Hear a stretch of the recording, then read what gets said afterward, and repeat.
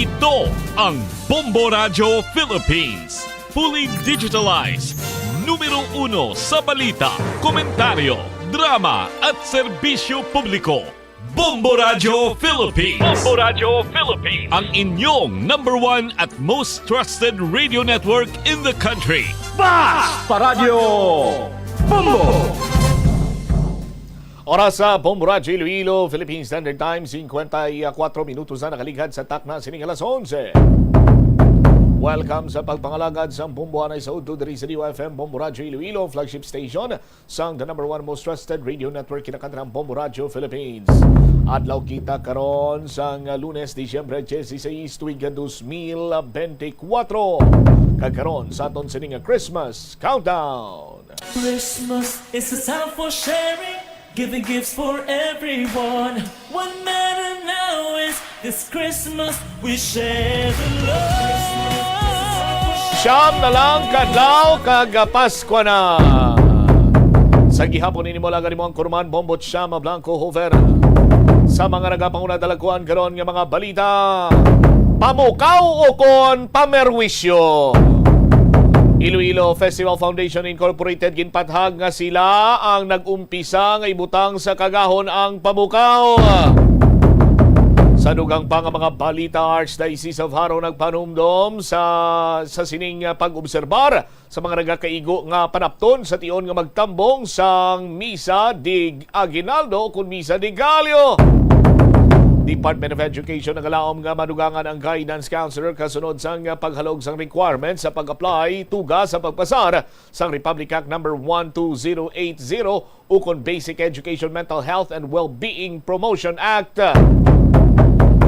Sa police reports, pa si CTPNP hindi pa maistablisar kung hungod nga ginpatay ang Corps Commander sa Pasay City College. Muna madalagkuhan ang mga balita, issues kay impormasyon ng main sentro karon sa aton sa ning pagpangalagad sa gihapon diri sa palatuntunan na Bombohanay sa Uto. Sa mga kabombo naton, panay lang kamo sa paghulog sa inyo sining mga entry sa 1-2 Panalo Part 23 promo. Nagahilapit na ang aton sining Grand Draw. Kani anong pang ginahulat mo, bakasi na dira sa paghimo sa imo sining mga entries, makahingagaw pa ikaw sa paghulog sa madamo sining entries para dako man ang imo sining chance nga magdaog. 6.5 million in total prizes nationwide ang mangin regalo sang Bombo Radio kag Star FM sa panibago sining promo sining tuig 2024 ang 1-2 Panalo Part 23 promo. Kabalo naman kamo, nakita, nabatian nyo naman aton sining mga daily draw winners. Humalin iya Lunes tubtob ba Biyernes, tatlo ang aton sining daily draw winner. Ang aton sining daily draw winners magabaton, ang duwa sini sa ila magabaton sang tag 500 pesos ka cash plus 720 pesos ka balor sang gift pack. Nasulod sa Orocan sini nga balde. Kag magluwasi na may harang kita sa special draw winner nga kung sa diin nagahulat man ang premyo nga 500 pesos nga cash plus limited edition nga radio. Radio nga pwede sa battery, pwede man sa kuryente, rechargeable pa. May LED light, may flashlight. Kag importante sanan wala malansang sa isa lamang kay stasyonan. Kani ano pang ginaulat mo, magwaswas lang kag padayon sa paghimo sa entry si ihulog ina sa mga drop-box center sa palibot sa mga kabarunganan sa probinsya sa Iloilo. Kag pwede man kamo makahulog sa mga the drop-box centers naton diri iya sa bahinsang syudad sa Iloilo sa tanan sining R. Florete Pawn Shop branches. Kag subong man direkta nyo man diri pwede gid sa may broadcast center sang Bombo Radio Iloilo. Dugang ang mga balita kag impormasyon, iban pa nga dapat sininyo mahibalawan. Manikanta ang mga nagapangunang mga balita sa Bomboanay sa Uto pagkatapos ang Bombo Network News. Isa ka panugyan para makasave ikaw sang kwarta amo nga balon ikaw sang imo kaugalingon nga pagkaon kag tubig. Kung magpadayon ikaw bakal sang lunch o kung mag-order, natural nga sa lampaw-sampaw gidi ang imo nga balayran. Ang kalabanan nga restaurant meals, take note, unlimited man sa calories, gani daw malayo gid nga mangin healthy ikaw. Apang kung ikaw magbalon, makalikaw na ikaw sa gasto sa kwarta, kag calories, makalikaw pag ikaw sa gasto sa tiyempo. Wangod hindi na ikaw maglakat, magpila, kag magpainit, agod mag-order sang pagkaon. Bangod sina, mas mangin produktibo ikaw sa trabaho o kon sa eskwelahan. Ini nga pahanumdom ang ginadulong sa imo sang the #1 and most trusted radio network in the country, Bombo Radio Philippines. Basta Radio! Bombo! Ang Iloilo ang pinakauna nga syudad sa luwas sang Manila nga nakaangkon sang direct. Ito ang Bombo Radio Philippines. Fully digitalized. Numero 1 sa balita, komentaryo, drama at serbisyo publiko. Bombo Radio Philippines. Bombo Radio Philippines. Ang inyong #1 at most trusted radio network in the country. Basta Radio Bombo! This is Bombo Network News Noontime Edition, broadcasting live at Bombo Radio Broadcast Center, Makati City, Philippines. Araw po ngayon ng Lunes, ika-6 sa buwan ng Disyembre taong 2024. Mga kabomba Caster Nation, sa ating pang Christmas countdown, 9 na araw na lamang po bago ang araw ng Pasko. Sa ulo ng ating mga balita. Sa ating mga paunahing balita, ang nakatakdasan ng pagbisita ng pamilya ni Veloso doon sa Indonesia, kinansela. Unang araw naman po ng simbang gabi, generally peaceful ayon po yan sa Philippine National Police. Listahan naman ng mga ipinagbabawal na paputok, inilabas na rin. Ang Konsulada ng Pilipinas sa Estados Unidos naghahanda na rin ng tulong para sa lahat ng mga undocumented Pinoy upang makabalik dito sa Pilipinas. Ang Citizens Arm naman, prioridad ang seguridad ng mga poll watchers na nalalapit po yan at 2025 midterm elections. Ang mga dinmamaylang lugar po sa Pilipinas makakaranas ng mga pagulan ngayon pong Lunes dahil sa epekto ng 3 weather system. Sa international news, tutukan mamaya, South Korean acting president nakipag-usap kay US President Joe Biden kasunod ng pag-impeach ng mga lawmakers sa South Korea kay President Yoon. At sa ating sports, balita ang panibagong 4x5 performance itong si Victor Wembanyama na sayang sa pagkatalo ng Spurs laban sa Minnesota Timberwolves. At live nationwide via satellite, dumako tayo sa detalye ng ating mga balita. Inanselang pagbiyahe ng pamilya ng Pinay na nasa death row o sa Indonesia na si Mary Jane Veloso nitong araw ng Linggo. Ayon sa ina ng Pinay na si Celia Veloso, natanggap nila ang cancellation advice itong umaga ho ng Linggo mula sa opisina ng Undersecretary for Migration Affairs ng Department of Foreign Affairs. Siya pong nag-sponsor ng naturang flight. Nakatakdasan ang bisitahin ng pamilya Veloso itong si Mary Jane mula kahapon hanggang sa Miyerkules, Disyembre 18. Kasalukuyang nakapiit ang Pinay sa Yogyakarta City doon sa may Indonesia sa loob po yan ng halos 15 taon. Hindi naman nabanggit ang dahilan ng kanselasyon ng biyahe ng pamilya Veloso. Samantala, lubos naman ang kanilang kasiyahan ngayong nagsimula na ang proseso ng tuluyang pagbabalik ng bansa nitong si Mary Jane at nakatakdang dalhin sa kabisera ng Jakarta. Nitong Linggo nang ipagutos ng Indonesian authorities ang pagdadala kay Veloso doon sa may Jakarta kung saan nilalakad ang proseso o pagproseso ng paglipat ng kanyang kustodiya dito sa Pilipinas. Ayon naman kay Department of Foreign Affairs Undersecretary Eduardo de Vega, manatili itong si Mary Jane sa Jakarta hanggang sa kanyang paglipat na wala pang tiyak na petsa sa ngayon. Subalit inasahan naman may isasagawa ito sa lalong madaling panahon. Samantala, pumalo na sa halos 6 na bilyong piso na mga smuggled agricultural products ang nasabat ng Bureau of Customs sa nakalipas na mahigit 2 taon. Ito ay batay sinilabas na datos mula sa Bureau of Customs. Kasunod na rin ang ginawang inspeksyon ng Chief Executive sa mga ipinuslit na isdang mackerel nitong weekend na nagkakalagawan ng 178 million pesos. Kasama din sa ulat ng Bureau of Customs ang nasa 250 na mga kasong naisampa na may kaugnayan yan sa pagpupuslit ng mga produktong pang-agrikultura. Mula ito 2018 hanggang 2024 na kung saan ay nasa 8.59 billion pesos ang halagang ipinag-uusapan sa mahigit 200 kaso po ng pagpupuslit ng mga kontrabando. 4 naman sa conviction o mga nahatulan mula sa bilang ng asuntong naihain laban sa mga sinampahan ng kaso may kinalaman sa iligal na importasyon ng agricultural products. Sa kasalukuyan, nagsasama-sama ang Department of Agriculture, Bureau of Customs at Uniform Service para masupil na ang mga nagtatangka na magpuslit ng mga undocumented shipment o smuggled shipment dito sa Pilipinas. Sa iba pang mga updates, ang paalalang pamunuan ng Minor Basilica and National Shrine of Jesus Nazareno, o ito hong mas kilala sa tawag na Quiapo Church, na ipinagbabawal ang pagkain sa loob po ng simbahan ngayon pong nagsimula na ang simbang gabi. Ayon sa parochial vicar ng Quiapo Church na si Reverend Father Robert Arellano, hindi papayagang kumain ng mga Katolikong nagsisimba habang idinaraos ang banal na misa. Sa halip sinabi niyang magbaon na lamang ang mga parokyano ng candy kung sakaling nahilo sila habang nakikiisa sa simbang gabi o Misa de Gallo. Dagdag pa rito, pinayuhan ni Reverend Father Arellano ang mga nagsisimba na iwasang magdala ng maraming gamit kung hindi naman ito kinakailangan. Anya ito ay upang masiguro ang seguridad ng mga ito sa loob po ng simbahan. Maaring makiisa sa siyam na simbang gabi ng Quiapo Church sa lungsod po ng Maynila tuwing alas 7 at alas 8 ng gabi na magtatagal hanggang sa ika-23 ng Disyembre. Habang ang Misa de Gallo naman, mga kabombo, ay ganap na alas 4 at alas 5 ng madaling araw na magtatapos naman hanggang sa bisperas ng Pasko, Disyembre 24. Samantala, kuha po tayo ng karagdagang report. Ang unang araw po ng simbang gabi, generally peaceful po yan ayon sa Philippine National Police. Samantala, listahan naman po ng mga ipinagbabawal na paputok, kinilabas na rin ng pambansang pulisya. Kaugnayan, kuha po tayo ng buong detalye sa pag-uulat ni Bombo Kelly Cordero.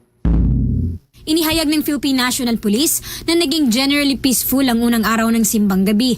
Ayon kay PNP Public Information Office Chief at Spokesperson Police Brigadier General Jean Fajardo, wala silang naitalang anumang untoward incident. Tiniyak ng pambansang pulisya na maayos na naipakalat sa paligid ng mga simbahan ng mga kapulisan bago pa man magsimula ang simbang gabi. Ani Fajardo, mayroon din daw iniligay ng mga assistance desk maliban sa mga mobile at police patrol sa paligid ng simbahan. Sa kabuuan, tiniyak din ni Fajardo sa publiko na walang nakikitang banta ang pulisya ngayong holiday season. Higit 41,000 na kapulisan ang ide-deploy ng PNP sa buong bansa para masigurong ligtas ang publiko. Wala po tayong namomonitor na anumang seryosong banta para dito po sa papalapit pa po nating Yuletide season. In fact, like I mentioned earlier, our SILG said all hands on deck na po tayo for the Yuletide season at more than 41,000 plus nationwide yung ating i-deploy at yung ating mga regional directors are given wide latitude and discretion to increase their deployment depending po sa prevailing situation doon sa kanilang respective areas. Samantala, inilabas naman na ng Civil Security Group ng Philippine National Police ang listahan ng mga ipinagbabawal na paputok at pyrotechnic devices para sa paparating na pagsalubong ng bagong taon. Alinsunod yan sa Executive Order 28 at Republic Act 7183. Kabilang sa mga ito ay ang Watusi, Piccolo, Pop-Up, 5-Star, Pla-Pla, Lolo Thunder, Giant Bawang,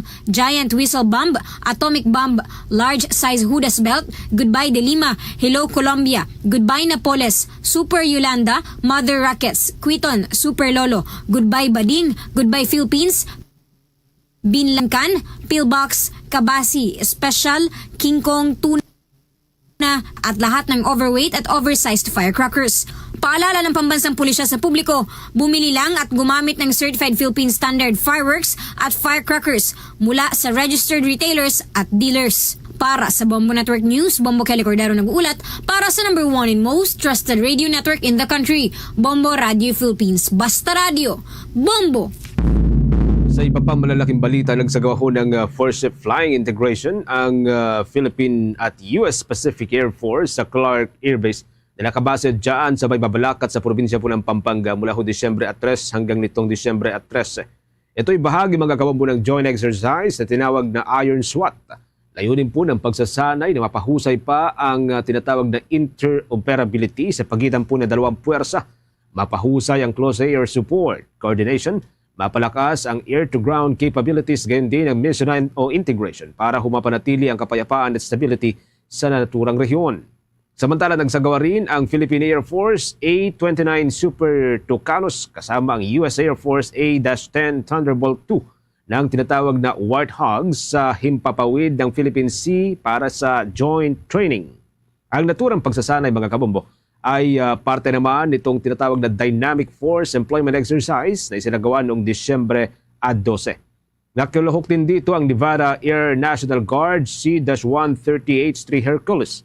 Nasa 4 na A-10 Thunderbolts 2 na naka-assign sa 25th Fighter Squadron ang lumapag sa Clark Air Base, Pampanga noong Disyembre 6 para huyan sa integrated training kasama ang kanilang Philippine Air Force counterparts. Nagtagal naman ito hanggang kahapon Disyembre 15. Sa iba pang mga updates, nakapagtala ng mga panibagong mataas na aktibidad sa loob po ng 24 na oras na monitoring ng Philippine Institute of Volcanology and Seismology, itong Bulkang Kanlaon. Nagtala ng 12 volcanic earthquake ang naturang bulkan kasabay ho ng patuloy na paglalabas nito o pagbubuga nito ng mga mahinang singaw na may kasamang panakanakang mga abo. Nasa taas naman na 75 na metro ang mga nagiging pagbuga nito sa nakalipas na 24 na oras na monitoring kasabay ng pagbuga nito ng asupre o mas kilala sa sulfur dioxide na umabot sa 6,535 na tonelada. Napansin din na mayroong pamamagas sa bungangaho ng naturang bulkan. Samantala, patuloy pa rin ipinagbabawal ang pagpapalipad ng kahit na anong sasakyang panghimpapawid sa paligid o malapit sa bunganga nito at ang pagpasok sa 6 hanggang 7 kilometrong permanent danger zone sa paligid ng Bulkang Kanlaon. Sa ngayon ay nagpaalala naman ang mga otoridad mga kabombo sa maaari pong banta ng lahar dahil yan sa patuloy na lagay ng panahon na pinapalalaho ng umiiral na shear line. Patuloy ding pinapalika sa mga residente sa paligid o palibot ng Kanlaon para sa mga maaring biglang pagsabog, pagbubuga ng lava, pagulan ng abo at mga rockfall events.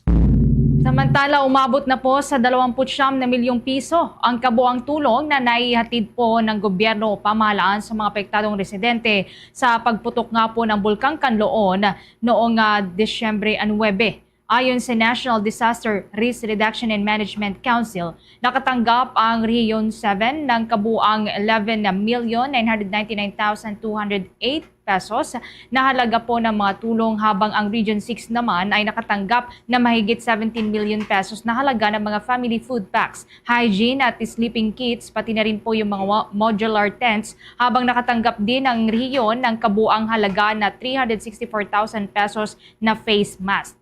Naipamahagi naman ang mga ito sa humigit kumulang 9,696 po na mga pamilya. Sa ngayon, nasa 10,784 po na mga pamilya o katumbas po yan na mahigit 43,000 na mga individual ang kasalukuyan pong inilikas patungo po sa mga evacuation center. Samantala, maaari pa umanong madagdagan ang bilang na ito dahil pa rin sa patuloy na ikinakasapong evacuation o paglilikas at nagpapatuloy na pagberipika pa sa mga apektado pong residente. Sa iba pang mga updates, mga kabombo, makakaranas po ng maulang Lunes ang ilang mga lugar sa bansa, kabilang po ang Metro Manila o National Capital Region. Dahil yan sa tatlong weather system na umiiral at ito ho'y ang Amihan, Shear Line at Intertropical Convergence Zone na patuloy pong nakakaapekto sa ating bansa. Ayon sa State Weather Bureau, magdadala ang hanging amihan ng bagyang maulap hanggang sa maulap na kalangitan na may kalat-kalat na mga mahinang mga pagulan sa malaking bahagi po ng Luzon, kabilang ho sa Metro Manila, dyan sa may Region 2, Cagayan Valley, Cordillera Administrative Region o dyan sa may CAR at dyan sa may Aurora Province na bahagi na po ng Central Luzon o Region 3. Makakaapekto naman ang shear line sa lagay po ng panahon sa Quezon Province, Marinduque, Oriental Mindoro at Bicol Region o Region 5. Magdadala po ng makulimlim na kalangitan na may kalat-kalat na mga pagulan at thunderstorm ang naturang weather system. Samantala, makakaapekto naman sa lagay ho ng panahon ang Intertropical Convergence Zone.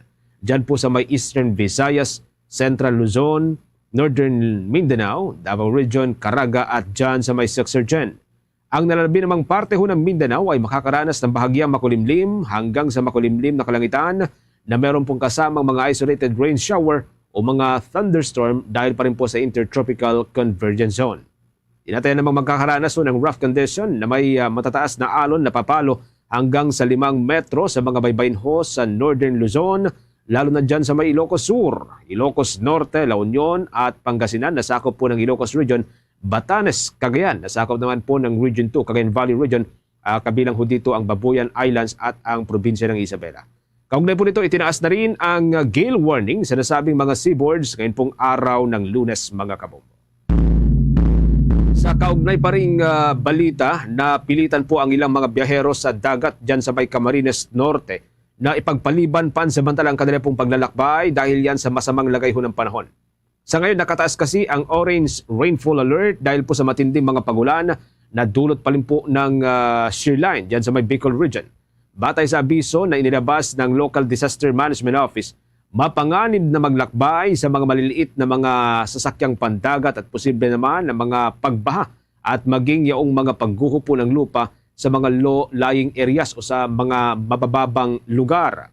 Sa ipinadalang video ng mga taga-subaybay ng Bombo Radio Philippines, mapapansin ang malalakas na hangin at masungit po na lagay ng karagatan. Mapakikita ho ninyo sa inyo pong mga screen, mga kabombo. Kabilang ho sa mga naapektuhan ng mga estudyante sa coastal areas ng Mercedes at Vinzons, dyan sa may Camarines Norte. Nilinaw naman mga eksperto na wala hong bagyo o sama ng panahon o kahit low pressure area. Subalit posibleng magpapatuloy pa rin ang pagulan hanggang sa kalagitnaan po ng kasalukuyang linggo. Samantala, isang buwan bago po magsimula ang ikalawang termino ni President-elect Donald Trump bilang Pangulo ng Estados Unidos, inihahanda na ng mga konsulado ng Pilipinas sa Amerika ang kanilang mga serbisyo upang tulungan ang mga undocumented Pilipino na nais magbalik sa Pilipinas. Kasunod na rin po yan ng inaasahan ngang malawakang deportasyon at mahigpit na mga polisiya sa immigration sa ilalim ng bagong administrasyon. Ibinahagi ni Consul General Senena Mangalele ng Philippine Consulate sa New York na handa silang tumulong sa mga Pilipinong maaaring maapektuhan ng mga bagong polisiya sa Amerika. Naglaan na rin niya ng pondo ang Department of Foreign Affairs sa pamamagitan ng Assistance to Nationals Program upang matulungan ang mga hindi dokumentadong Pilipino sa kanilang gastusin para sa kanilang tiket pabalik dito sa Pilipinas. Ipinaliwanag din ni Mangalele na ang mga undocumented Filipinos sa Estados Unidos na nangangailangan ng tulong para sa kanilang repatriation ay maaaring maging kwalipikado na makuha ang pondo mula sa ahensya. Ang mga interesado pong mag-avail ng tulong ay maaaring bumisita sa Assistance to Nationals section ng konsulado na bukas naman mula araw po yan ng Lunes hanggang araw ng Biyernes sa oras po na alas 9 ng umaga hanggang alas 5 ng hapon. O maaari po na makipag-ugnayan lamang sa kanila pong o magpadala ng mga mensahe sa kanila pong email na New York K o sa New York PCG at dfa.gov.ph. Para po sa mga agarang pangangailangan, mayroon din po silang mobile hotline na maaaring yung tawagan. Yan po ay 917-294-0196. Tiniyak naman ng opisyal sa mga Pilipino na handa ang kanila pong mga kawani sa konsulado na tulungan ang mga ito sa pagproseso ng mga kinakailangang dokumento para sa kanilang pagbabalik dito sa Pilipinas. Dagdag pa ng opisyal, binigyang diin din na hindi daw kailangan na matakot ng mga undocumented Filipino na lumapit sa konsulado para humingi ng tulong at wala naman anyang makukulong sa paghahanap ng tulong. Sa tala naman ng Department of Migrant Workers, tinatayang nasa 370,000 po ang mga hindi dokumentadong Pilipino na naninirahan sa Amerika. Ang pinakamalaking populasyon ng mga Pilipino ay matatagpuan sa 6 na estado ng California, Hawaii, New Jersey, Texas, Illinois at sa Washington, D.C. Oras na natin, meron na ho tayong 18 minutes makalipas ang alas 12 ng katanghalian. Pinangunahan naman ni Department of Budget and Management Secretary Avena Pangandaman ang opisyal na paglulunsad ng Philippine Government Electronic Procurement System o ito ay mas kilala sa tawag na PhilGEPS e-Marketplace na isa pong inisyatiba nitong si Pangulong Ferdinand Bongbong Marcos Jr.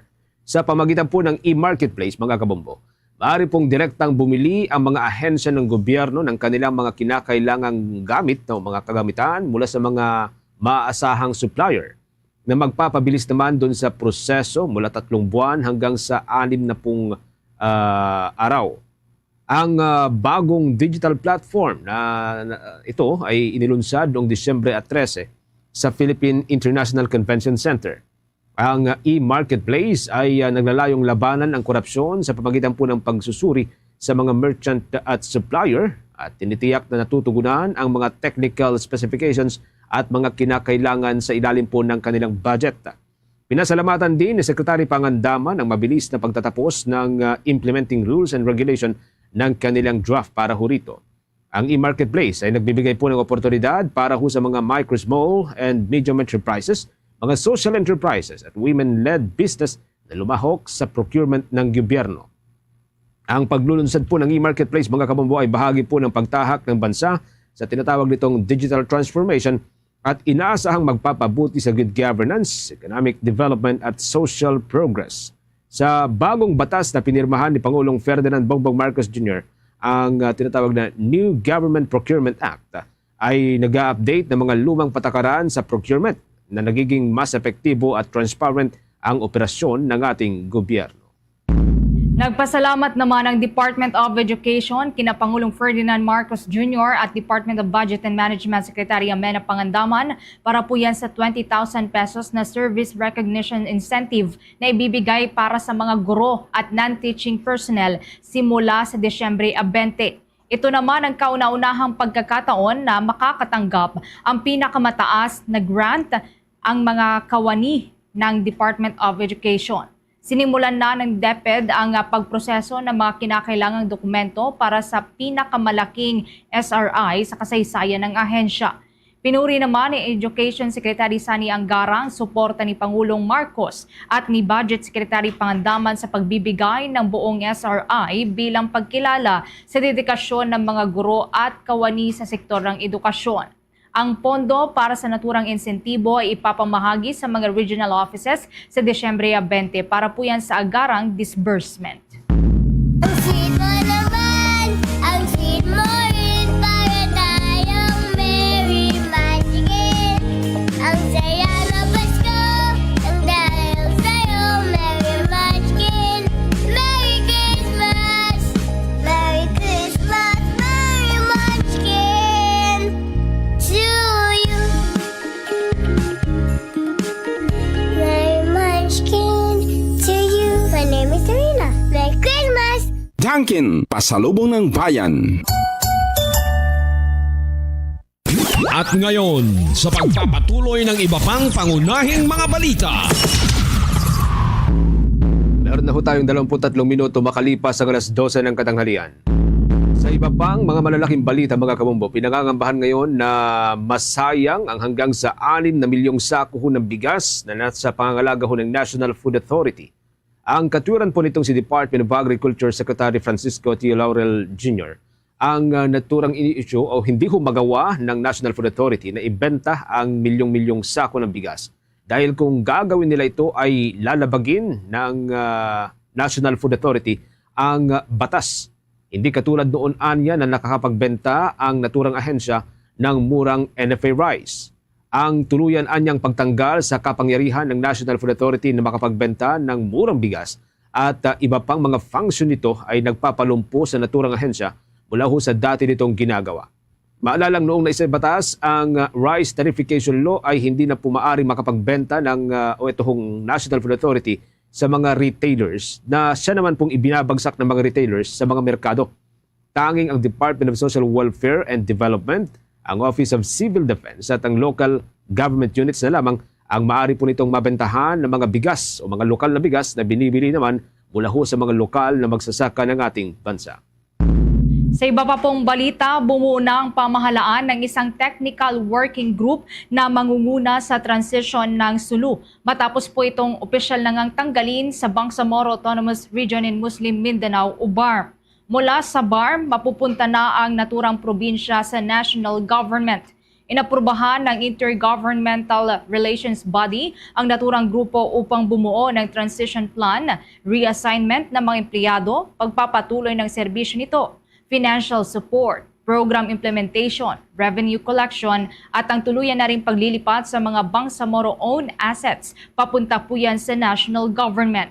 Ang naturang grupo ay binubuo po yan ng ilang mga matataas na opisyal at eksperto tulad na lamang ni na Budget Secretary Amenah Pangandaman, Bangsamoro Autonomous Region Education Minister Mohager Iqbal at iba pa. Nagpasalamat naman si Sulu Governor Abdul Sakur Tan sa suporta ng national government at ang commitment nitong may taguyod ang provincial government ng Sulu sa kabila pa ng bagong kautusan ng Korte Suprema. Nito namang Setyembre 9 ng kasalukuyang taon ay inilabas ng Korte Suprema ang ruling nito na pumapabor sa constitutionality ng Bangsamoro Organic Law. Gayunpaman, diniklara nitong hindi bahagi ng Bangsamoro Autonomous Region in Muslim Mindanao ang probinsya ng Sulu.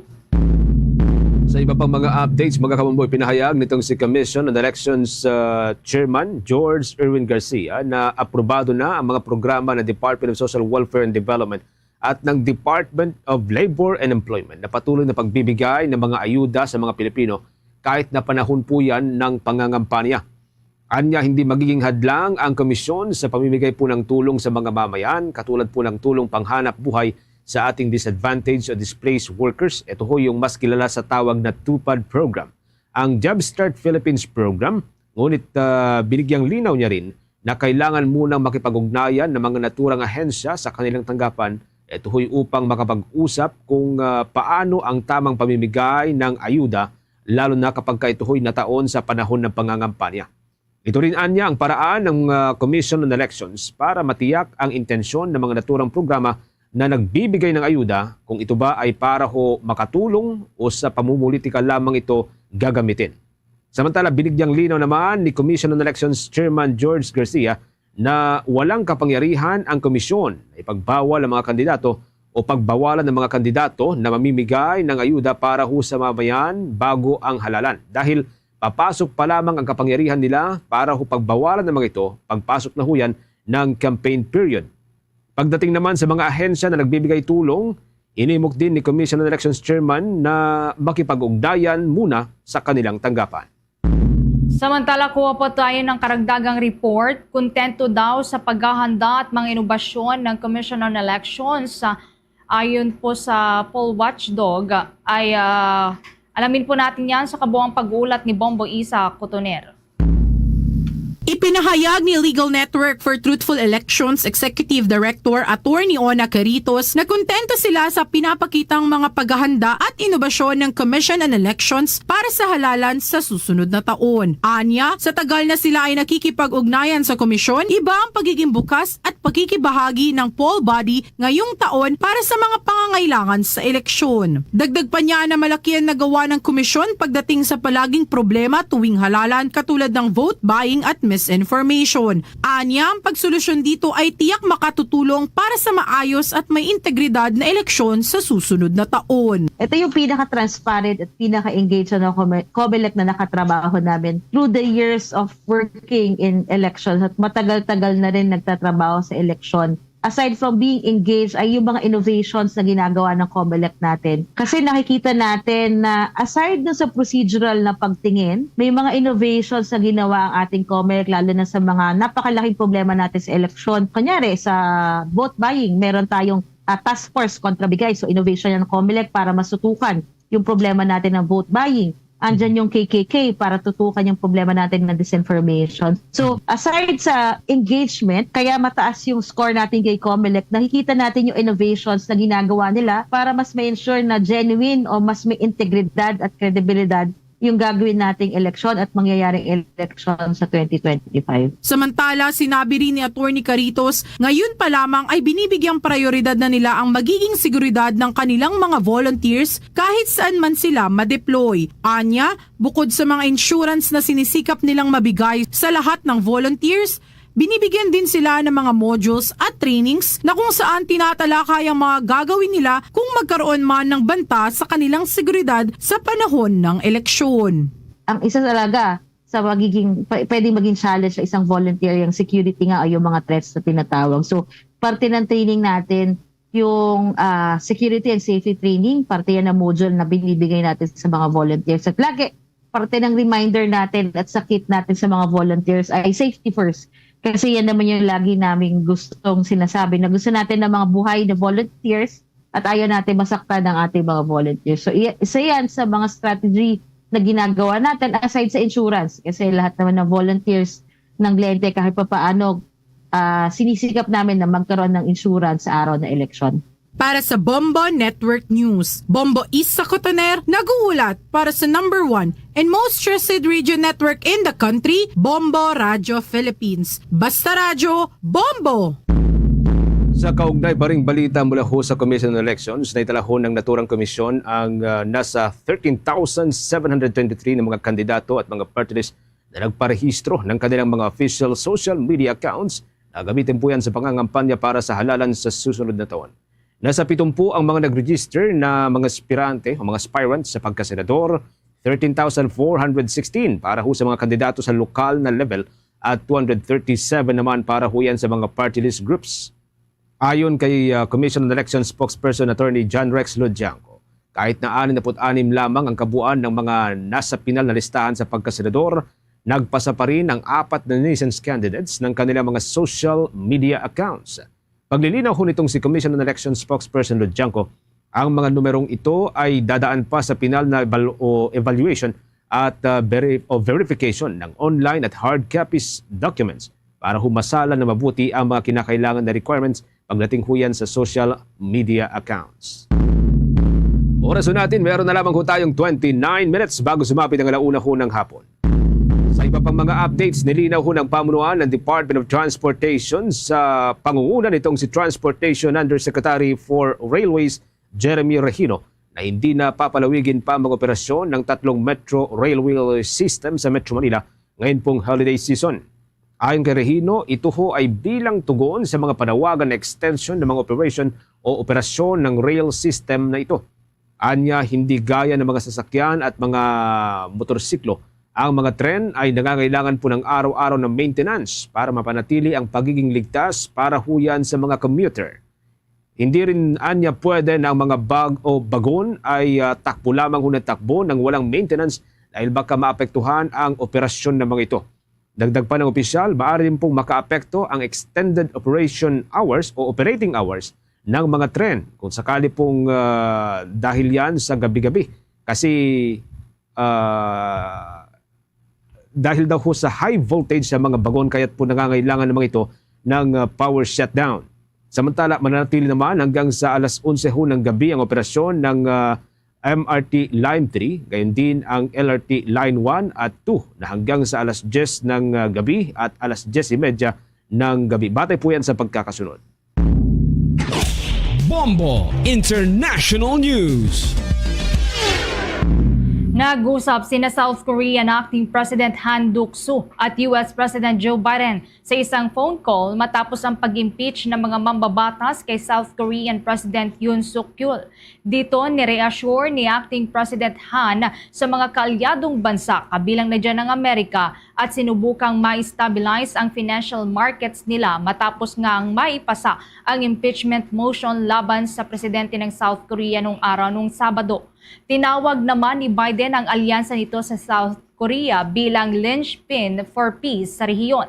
Sa isang statement naman nitong linggo, sinabi ni Acting President Han na ipapairal ng kanilang bansa ang foreign at security policies nito ng walang pagkaantala at pagsusumikapang mapanatili at mapatatag pa ang alyansa ng South Korea at Amerika.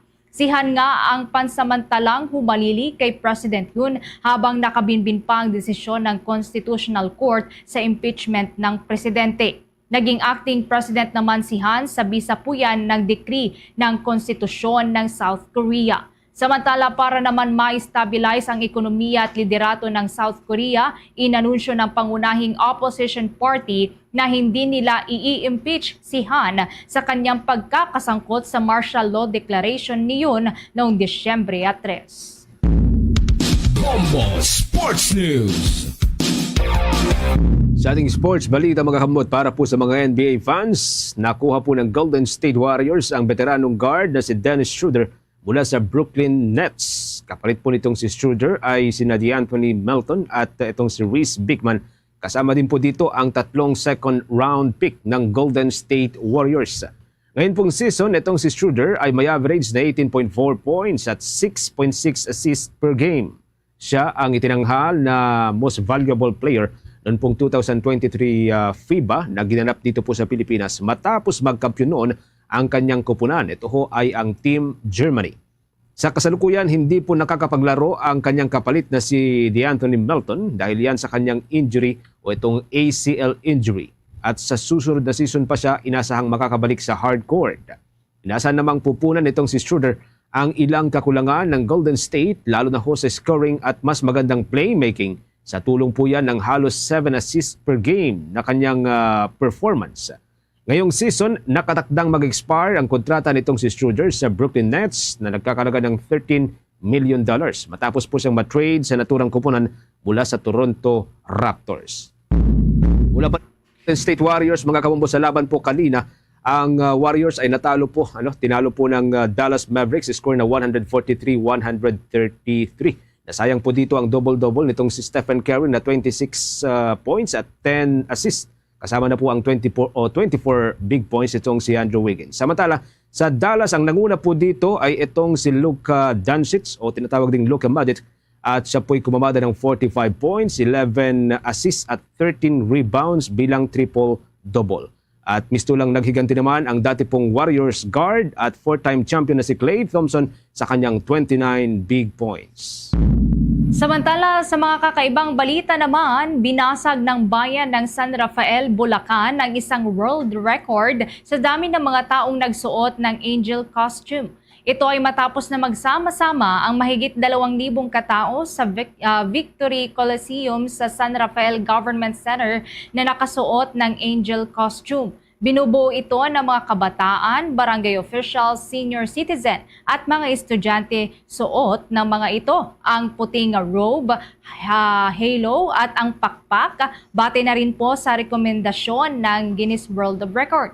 Ang naturang event ay bahagi po yan ng pasasalamat at pagbibigay-pugay ng lokal na pamahalaan kay Saint Raphael the Archangel, ang patron saint nito. Bahagi rin ito ng pagpapakilala ng naturang bayan sa Angel Festival na ginaganap tuwing buwan ng Setyembre. Pinangunahan naman ni Guinness World Records adjudicator Kazuyushi Kirimura ang pag-certify sa bagong record at agad na ipinasakamay sa lokal na pamahalaan ang certification. Kasama niyang nag-inspect ang kabuang 50 na expert witness. Ang nasabing record ay dating hawak naman ng bansang Canada. Nakuha ito ng naturang bansa noong taong 2015 kung saan kabuang 1,275 naman na katao ang nagsuot ng angel costume sa isang event na inorganisa ng Misericordia Health Center Foundation sa Winnipeg, Manitoba, Canada noong December 2015.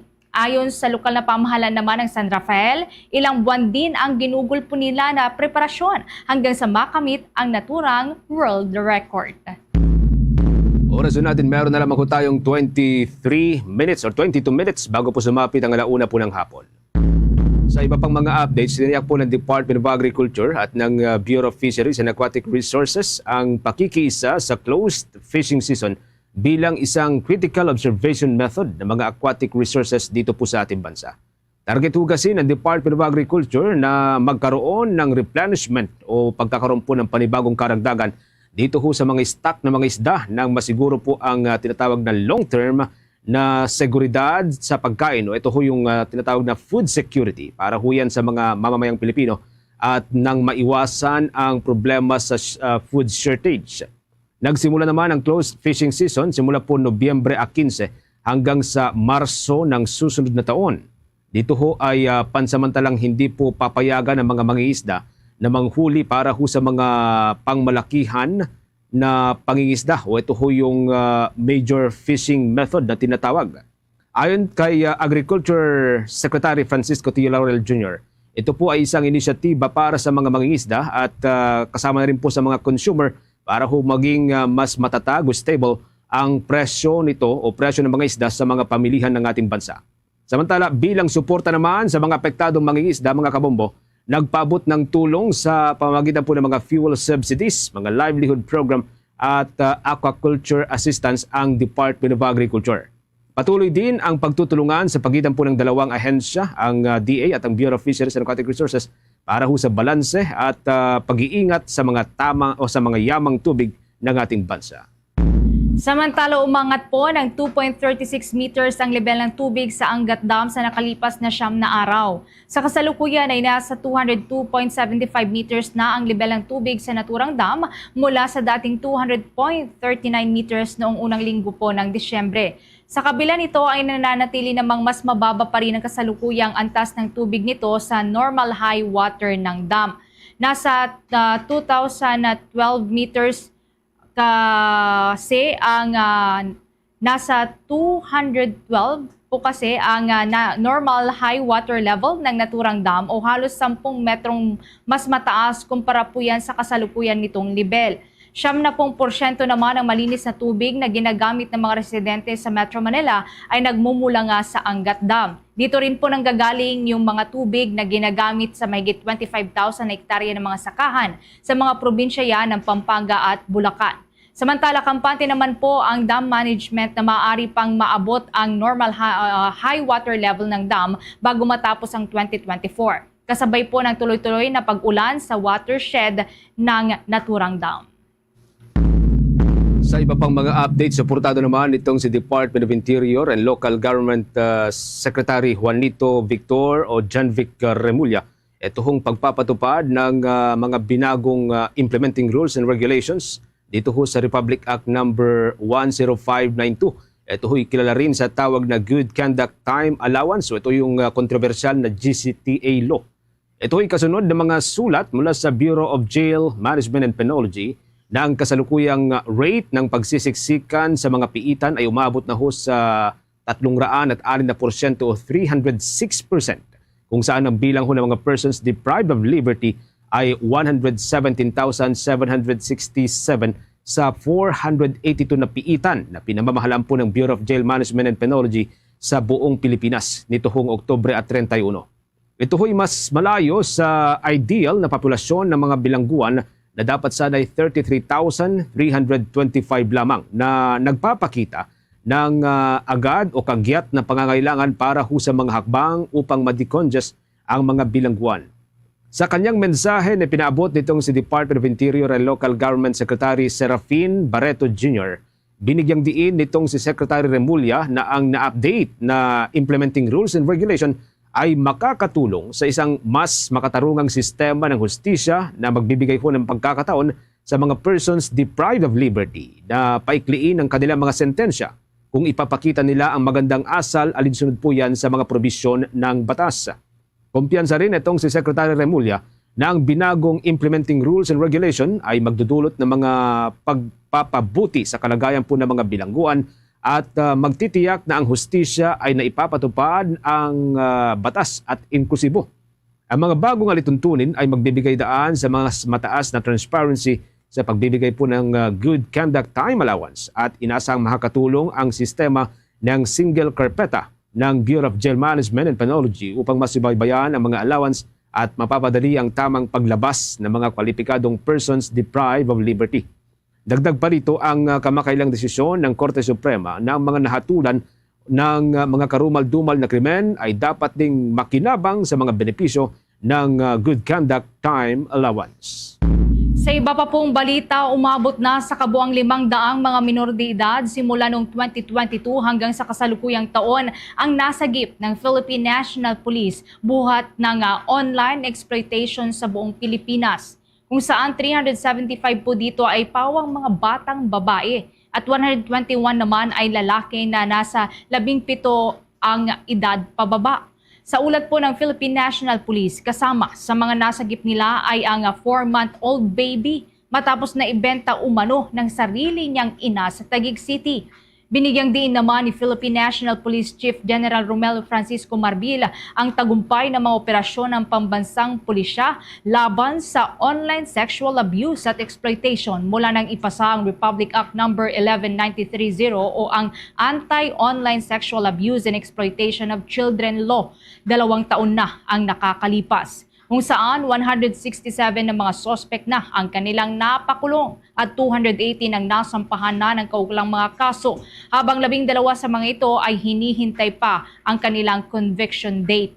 Binanggit din ni PNP Chief Marbil ang lumalaking papel ng teknolohiya Partikular na po dyan ang artificial intelligence dahil sa malaking tulong nito para masubaybayan ang mga illegal na gawain online. Masuri din ang malalaking dami po ng data at matulungan ang pagtukoy sa mga nagkasala at biktima ng mas mabilis. Umaasa naman ang PNP chief na kanilang magagamit ang makabagong teknolohiya upang mas epektibo pang matugunan ang mga komplikadong issue tulad na lamang ng online child exploitation. Oras na natin, meron na lamang po tayong 15 minutes bago po sumapit ang alauna ho ng hapon. Update po tayo mga kabombo dito ho sa mga balitang tinutukan po ng ating mga provincial station. Unahin po natin dyan sa may Bicol region sa pamagitan po ng Bombo Radio Legazpi. May reaction po dito mga kabombo. Maalala ho ninyo yung tinanggal o tinapyas ho na subsidiya dapat ng Philippine Health Insurance Corporation para ho sana sa 2025. Ang sabi ho ng isang eksperto ho dito, posibleng mag-collapse ito hong healthcare system oras na pirmahan ni Pangulong Ferdinand Bongbong Marcos Jr. Yan pong hindi pagbibigay ng government subsidy sa Philippine Health Insurance Corporation. Yan po ay reaksyon o itong pahayag nitong si Health Reform Advocate Health Reform Advocate si Dr. Tony Liacion. May update po dito ang Bombo Radio Legazpi. Ikinababahala ng isang health expert na posibleng malugi ang Philippine Health Insurance Corporation sa susunod na 2 taon na kung walang makukuhang pondo mula sa pamahalaan. Paliwanag ni Health Reform Advocate Dr. Tony Liacion sa panayam ng Bombo Radio Legazpi na dumarami ang populasyon ng bansa taon-taon kaya hindi sasapat ang pondo na mayroon ng naturang korporasyon. Anya, oras na pirmahan ni Pangulong Ferdinand Marcos Jr. ang panukalang pondo na inaprobahan ng Bicameral Committee ay posibleng mag-collapse ang healthcare system ng bansa. Hindi rin inaalis ng opisyal ang posibilidad na hindi nabibigyan ng paglilinaw ng mga cabinet members ng Pangulo kaya hindi naiintindihan ang posibleng maging legasiya nito. Samantala, sinabi ni Liacion na kung hindi gagamitin ni Pangulong Marcos ang veto powers nito ay posibleng ang mga nasa pribadong sektor ang papasa ng bigat at responsibilidad sa buong insurance health system. Kinwestiyon rin ito ang paglilipat ng malaking halaga ng pondo ng pamahalaan sa ayuda ng mga politiko imbis na tutukan ang pagsasaayos ng healthcare system lalo na ang mga naghihirap na mamamayan ang pinaka-apektado. Mangyayari niyan, the private sector will be burdened or will carry the brunt for the entire social health insurance system. Paano naman mangyayari yun? And a lot of things ang pwede mangyari. Magko-collapse ang healthcare system natin. Pag nag-collapse ang healthcare system natin, babalik tayo sa dark ages in the 70s and 80s. Para sa Bombo Network News, mula rito sa Bombo Radio Legazpi, ito si Bombo Romela sa Kayan Wanda sa nag-uulat for the number 1 and most trusted radio network in the country, Bombo Radio Philippines. Basta Radio, Bombo! Samantala, dating news director naman ng Bombo Radio Rojas pasado sa 2024 bar examinations. Kaugnayan, kuha po tayo ng buong detalye sa pagulat ng Bombo Radio Rojas. Isa ng ganap na abogada ang dating empleyado ng Bombo Radio Rojas matapos inilabas ang resulta ng 2024 bar examination na. Sa interview ng Bombo Radio kay Attorney Rubilin Lumagbas, una niyang nakita ang pangalan nito sa online result ngunit hindi agad ito naniwala hanggang sa may tumawag sa kanya at sinabihan na isa na itong abogado. Dagdag pa ni Lumagbas na ito na ang bunga sa lahat ng kanyang mga sakripisyo mula nang pumasok ito sa law school hanggang sa araw ng eksaminasyon na. At kahit hindi nakapasa sa unang pagkuha, hindi ito huminto at nawalan ng pag-asa sa halip na nagpursige pa hanggang sa maabot ang pangarap na maging isang abogada. Ayon pa rito, isa ang Bombo Radio sa nakatulong sa kanya dahil sa mahigit 10 taon sa Bombo Radio, marami itong nalaman ng mga impormasyon sa pagiging reporter, news writer at news director. Dagdag pa ni Attorney Lumagbas, may mga pagkakataon na nahihirapan ito at naisipang huminto sa pag-aabuga siya. Ngunit nang dahil sa motibasyon at suporta ng pamilya at mga kaibigan ay hindi ito sumuko. Sa ngayon, bukas si Lumagbas sa mga oportunidad na darating sa kanya at gagawin ang lahat para makatulong sa mga nangangailangan. pag-check ko sa control timing, hindi nga ara na sa letter L part. Pag nakita ko man ako nga pangalan nga may lumagdas. Pero kamukutulo, ako to ay hand, tulbaan ko kung ako gigman. Kaya syempre, doon medyo kadasig ang pagdalagan sa mga names. Bata pa lang po yan, mga high school siguro. Ara na nasa akon nga may nga gusto ko gid mag-abogado. Kaya actually, ang isa sa mga paborito kong authors nga binabasa ko before, si John Bishop, isa man na siya ka-writer nga abogado siya. Kaya di ba, ako, nag-graduate ako nga journalism sa West. So, kung nakita ko nga, ay pwede ka galing maging abogado kung writer ka man. Para sa Bombo Network News, mula rito sa himpilan ng Bombo Radio Rojas, ito si Bombo Sanimay Batinsila para sa number 1 and most trusted radio network in the country, Bombo Radio Philippines. Basta Radio, Bombo! 10 minuto bago po sumapit mga kabombo ang una-unang hapon. The time check was brought to you by Dunkin, pasalubong ng bayan. Bombo Police Report. Sa atin pong police report, isa pong truck mga kabombo ang inararo po ang dalawang tindahan dyan sa may barangay Tambo sa Pamplona. Ito ay nangyari sa may Camarines Sur, dyan sa may Bicol Region. May update po dito ang Bombo Radio Naga. Inararo ng isang truck ang dalawang tindahan sa bahagi ng barangay Tambo, Pamplona, Camarines Sur. Sa panayam ng Bombo Radio Naga kay Police Captain Lisa Jane Altisa, public information ng Camarines Sur Police Provincial Office, sinabi nito na batay sa kanilang investigasyon, nawalan umano ng kontrol ang driver ng truck sa pinagmamanayang sasakyan na nagresulta upang mabanggaan na sabing mga tindahan. Kaugnay nito, maswerte naman na walang naitalang nasugatan o binawian ng buhay sa insidente maliban sa mga nasirang tindahan. Ayon pa sa pasyal, sinagot na ng may-ari ng truck ang gasto sa dalawang nasirang tindahan dahil sa pangyayari. Muli namang inabisuhan ni Altiza ang publiko na mag-ingat sa kanilang pagmamaneho dahil masikip ang trapiko sa may bahagi ng Pamplona dahil sa inaayos na kalsada at dahil na rin sa ipinapatupad na routing scheme. Maliban dito, pinaalalahanan rin ng opisyal ang mga road users na palaging i-check ang kanilang mga sasakyan bago bumiyay upang makaiwas sa anumang aksidente sa kalsada. Hindi naman ito sinasadya ng isang driver ng truck na kumbagay na naararo ang dalawang tindahan, isang rolling store at isang tindahan ng burger. Dahilan po sa nawalan ng kontrol ang kanyang sasakyan dito po sa parting ng Pamplona, Camarines Sur. So wala naman pong naiulat na nasaktan dito sa naturang incident. Para sa Bombo Network News mula dito sa Bombo Radio Naga, Bombo Egibarang nag-uulat. Para sa number 1 and most trusted radio network in the country, Bombo Radio Philippines, Basta Radio, Bombo! Samantala, ang pamukaw sa Dinagyang Festival sinagawa ngayong araw. Samantala, boyfriend na nag-propose sa kasal o nag-propose po ng kasal sa kanyang kasintahan kasabay ng naturang aktibidad, agaw pansin din. Kaugnay yan, alamin po natin ang buong detalye sa pagulat ng Bombo Radio Iloilo. Isinagawa na ngayong araw ang Dinagyang Festival 2025 Pamukaw. Ang salitang pamukaw ay hiligay ng term ng pampagising. Layunin ng Dinagyang Pamukaw na masimula na ang festive mood habang naghahanda mga Ilonggo sa taon ng selebrasyon sa susunod na buwan. Tema ng Dinagyang Festival ay Iloilo Dinagyang 2023. Pasalamat kay Senyor Santo Niño. Agaw pansin naman ang ginawang proposal ng isa sa mga Dinagyang warriors ng tribo sa Lugnon sa kanyang kasintahan. Umani naman ito ng masigabong palakpakan at nagdala ng kilig sa mga manonood. Sa panayam ng Bombo Radio Iloilo kay Jasmar Dongito, sinabi nito na ang pamukaw ang nakita niyang pagkakataon upang ipaalam sa lahat ang kanyang pagmamahal sa kanyang kasintahan at nais niyang mabigyan ng pagpapala ni Senyor Santo Niño. Tinanggap naman ng girlfriend na si Blessame Alavanzas ang proposal ng kanyang kasintahan. Nawalan ka ng tinik sa dibdib kasi yung pressure. Alam mo na, Dinagyang Festival isa ito sa mga pinakasikat na festival dito sa bansa. Actually, I'm clueless. We've talked last month regarding settlement, but I don't have idea. Ngayon yun mangyayari. Looking forward for the wedding. Ang boyfriend na si Jasmar Dongito at ang kanyang girlfriend na si Blessame Alavanzas.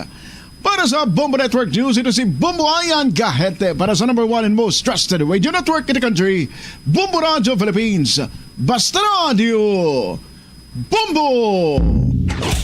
Bombo International News.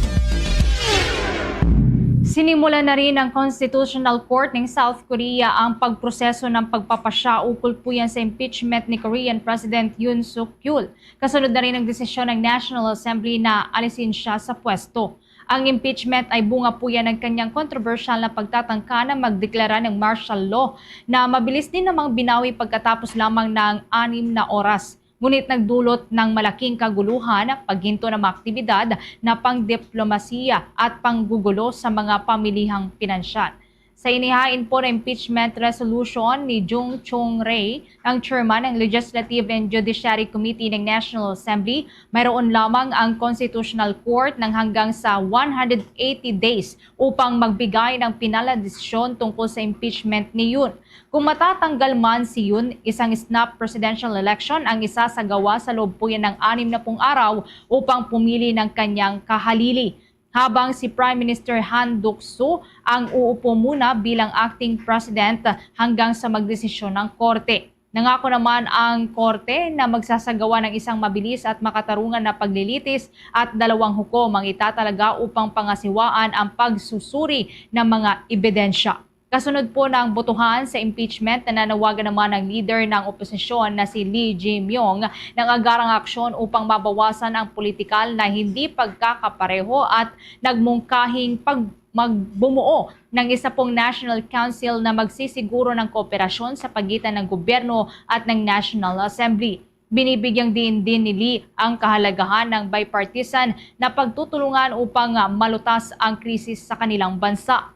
Sa kabila naman po ng mga panawagan na i-impeach si Prime Minister Han Duck-soo dahil sa di umano'y kabiguan din niya na pigilan ang deklarasyon ng martial law, sinabi naman ni Lee na hindi na nila ito itutuloy upang hindi din magdulot ng karagdagan pang politikal na hindi pagkakasunduan. Sa halip, tiniyak ni Lee na ang Democratic Party ay nakatuon na lamang sa pagpapa-stabilize ng mga usaping pambansa at pagpapanumbalik ng tiwala ng mga international community.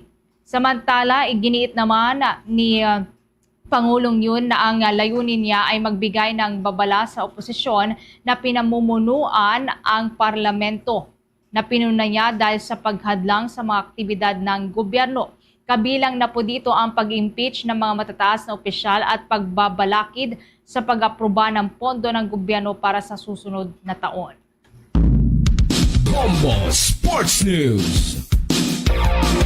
Sa ating sports balita, nasayang po ang 4x5 play o ituhong performance na nagawa ng sophomore na si Victor Wembanyama sa pagkatalo po ng San Antonio Spurs sa Minnesota Timberwolves.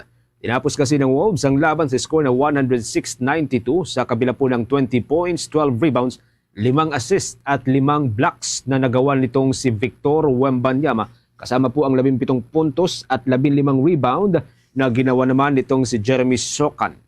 Pinangunahan muli nitong si Anthony Edwards ang Wolves sa score po na 26 points at 5 rebounds. Habang double-double naman ang naging ambag nitong si Jaden McDaniels, isa pong forward, 12 points at 11 rebound. Nahirapan ang Spurs na tapatan itong opensa ng Wolves mula pa sa simula. At sa kabuuan po ng laban ay hawak na kasi ng Wolves ang lead. Natapos po ang unang half ng laro na hawak ng Wolves ang 15-point lead, ngunit pinilit ng San Antonio na bumangon sa third quarter. Nagawa nilang mapababa ito ng hanggang sa 6 na puntos lamang. Gayunpaman, bumawi muli ang Wolves sa huling quarter ng naturang laro at ipinuste ang 30 points sa kabuuan po ng fourth quarter. Habang 22 lamang ang nakaya pong iganti ng San Antonio. Sa pagkatalo sa laban, hindi po nakapagpasok ng puntos ang batikang point guard na si Chris Paul mula sa kanyang 4 out of 5 na attempt na pinakawalan. At gayunpaman, bumawi ito ng 9 na assist at 4 na rebound. Kapwa mayroong tig 13 panalo itong Wolves at ang San Antonio.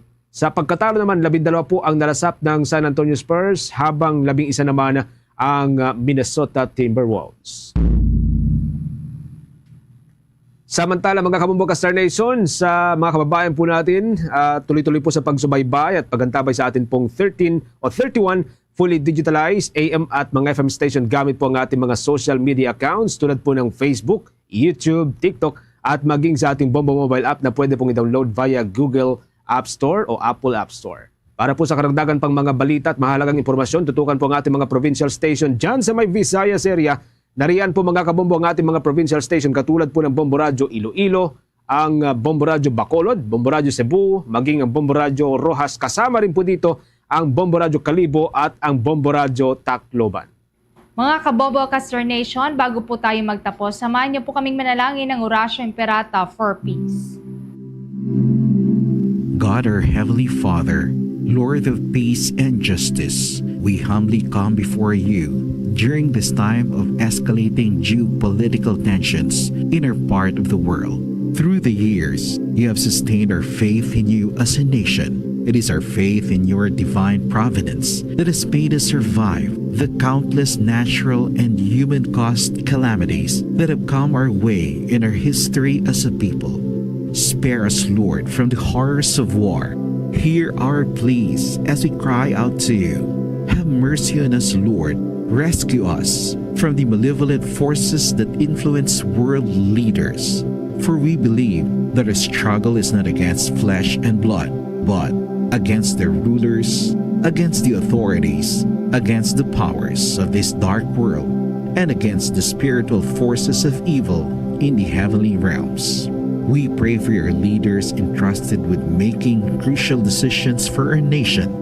We place all our hopes in you, seeking your forgiveness and mercy for the times when our fears and suspicions have tainted our perceptions with ethnic biases and prejudices verging on racism. We earnestly pray, Lord, that you make us instruments of your peace.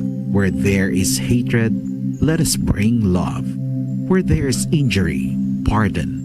Where there is doubt, faith. Where there is despair, hope. Where there is darkness, light. Where there is sadness, joy. Through our Lord Jesus Christ, your Son, who lives and reigns with you in the unity of the Holy Spirit, God, forever and ever. Amen. Our Lady, Queen of Peace, pray for us. Saint Michael the Archangel, Pray for us. Saint Joseph, Pray for us. Saint Francis of Assisi, Pray for us. Saint Lorenzo Ruiz, Pray for us. Saint Pedro Calungsod, Pray for us. Christmas is a time for sharing. Mga kabomba Castor Nation, ang bilis po ng araw sa atin pong Christmas countdown. 9 na araw na lamang po, bagong araw ng Pasko. Luzon, Visayas at Mindanao at maging sa buong mundo yan na pong kabuuan ng ating balitaan para sa pangtanghaling edisyon ng Bombo Network News. Mula dito sa News Center Makati para sa number 1 and most trusted radio network in the country, Bombo Radio Philippines, Basta Radio. Bombo! Bombo kahit kanino, nangangailangan ng tulong. Pamasko para sa iyo, ang aming lingkod. Maligayang Pasko sa lahat, Star FM at Bombo Radio. At Bombo Radio.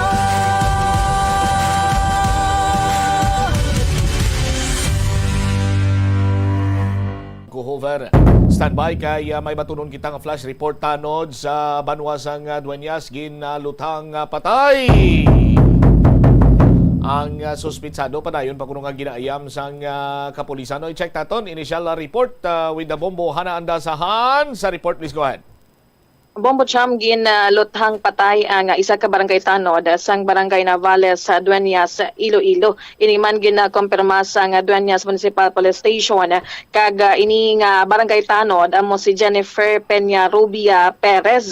Si Jennifer Peña Rubia Perez isa ka barangay tanod, 42 anyos, soltero kag diragid ang residente sang barangay Navales sa Dueñas, Iloilo. Suno man sa mga impormasyon nga aton man nakuha Bombo Chama at ang ining shooting incident natabo pa subong gid lamang alas 9:50 subong nga aga apa nga gin-declare ini nga dead on arrival sa Pasig City Hospital kon sa diin man gideklara nga dead on arrival alas 11:05 subong gid lamang udto. Kagdiri man ang suspect sa ining pagpanglutang patay kay Barangay Tanod amo si alias Francis kag residente iya sa Barangay Kalawina na duenya sa Iloilo. Kagsunod man sa mga impormasyon nga nakuha man diri Bombocham nga tiyang biktima sakay sa iya motor sang ginbanggaan sang ining suspect nga si alias Francis kagintiro iya sa ulo niya mismo Bombocham. That's why man nga tiginadala hingagaw pa ni kuntani dara sa may Pasay City Hospital apang gindeklarar nga dead on arrival. Kag sa karon wala pa mahibaluan kung ano ang motibo sa ining krimen kag kung ano gid bala ang rason sa ining paglutang patay ni alias Francis sa ining Barangay Tanod nga si Jennifer Perez. Kag until now padayon pa nga ginayam sa Dueñas Municipal Police Station ang ining suspect. All right. Para sa Flash Report, ini si Bombo Hana Mendoza Andasa para sa the number 1 and most trusted radio network in the country, Bombo Radio Philippines. Basta Radio, Bombo. Salamat kid Bombo Hana Andasa. Bantayan ang dugang mga impormasyon na tuloy sa sining shooting incident dira sa may barangay Navales sa Dueñas sa Iloilo. Ako sa diin ginbawian gid sa kabuhi ining barangay Tanodo. Kaya suspect pa na yung ginayam karon sa kapulisan. 5 minutos na nakaligad sa takna sining alauna. Sa aton sining pagpangalagad standby. Pamukaw ukon pamerwisyo. Ano ginman bala? Sa aton sining mga kabumbo.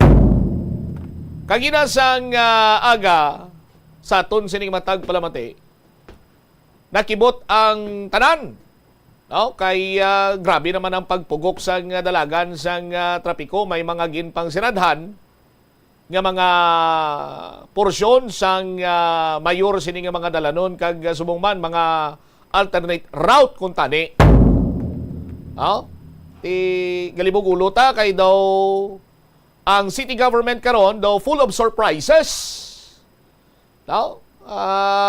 Last time we checked sa posting sa Iloilo City Traffic Management Unit, nag-post sila daw kung ako magsala alas 6 man, no? Very good. Tama ka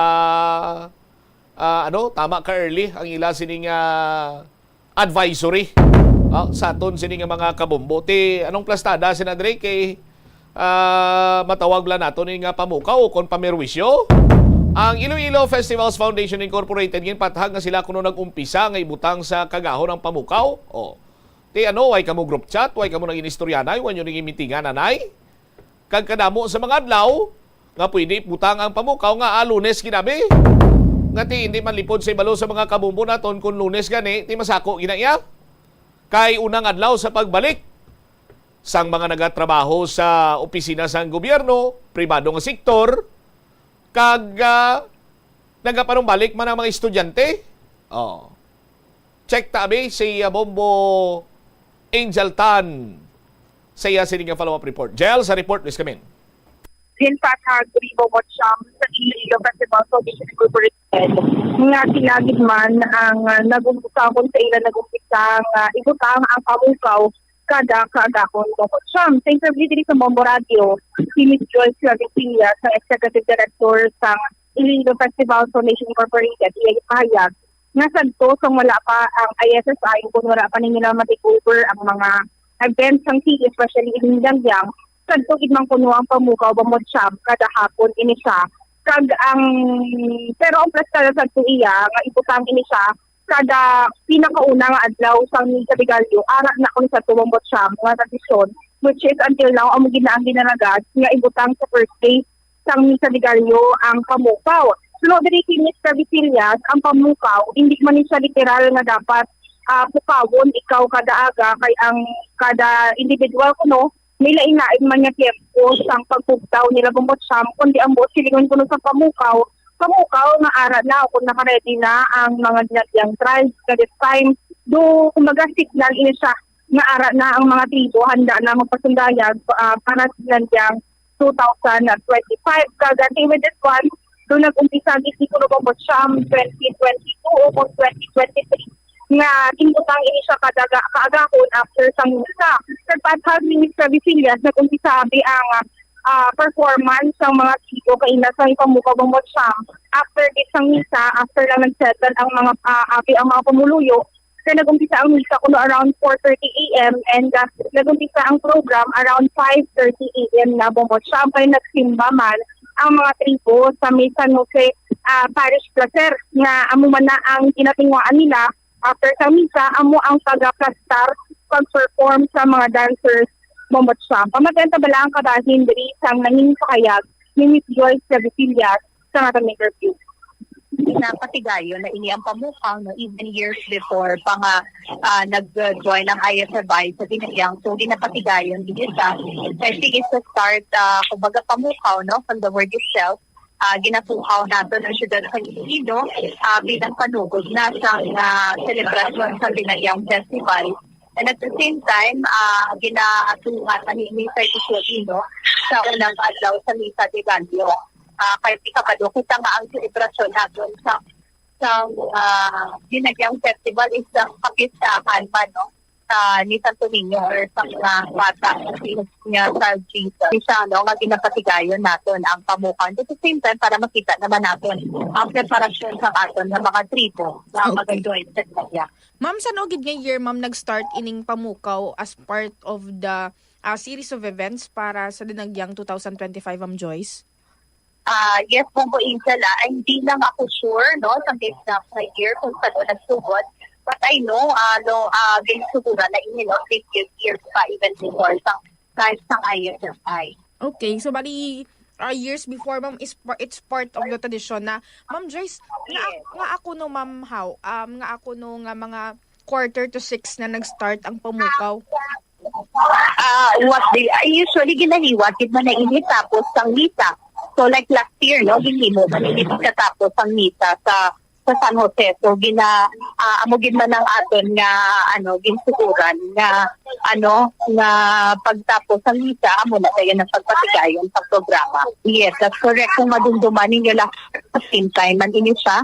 Although sa mga previous years, I believe daw hapon, no, but ginlain na lang, no, para mas maging meaningful and namin man kay ang aton nga mga tribo naka-join sila sa pagsimba, no, sa first day sang misa de Gallo kaina. When ginsugura namon ini last year, no, I think 2023, pati sang Dinagyang 2023, so hasta subong, no, for Dinagyang 2025.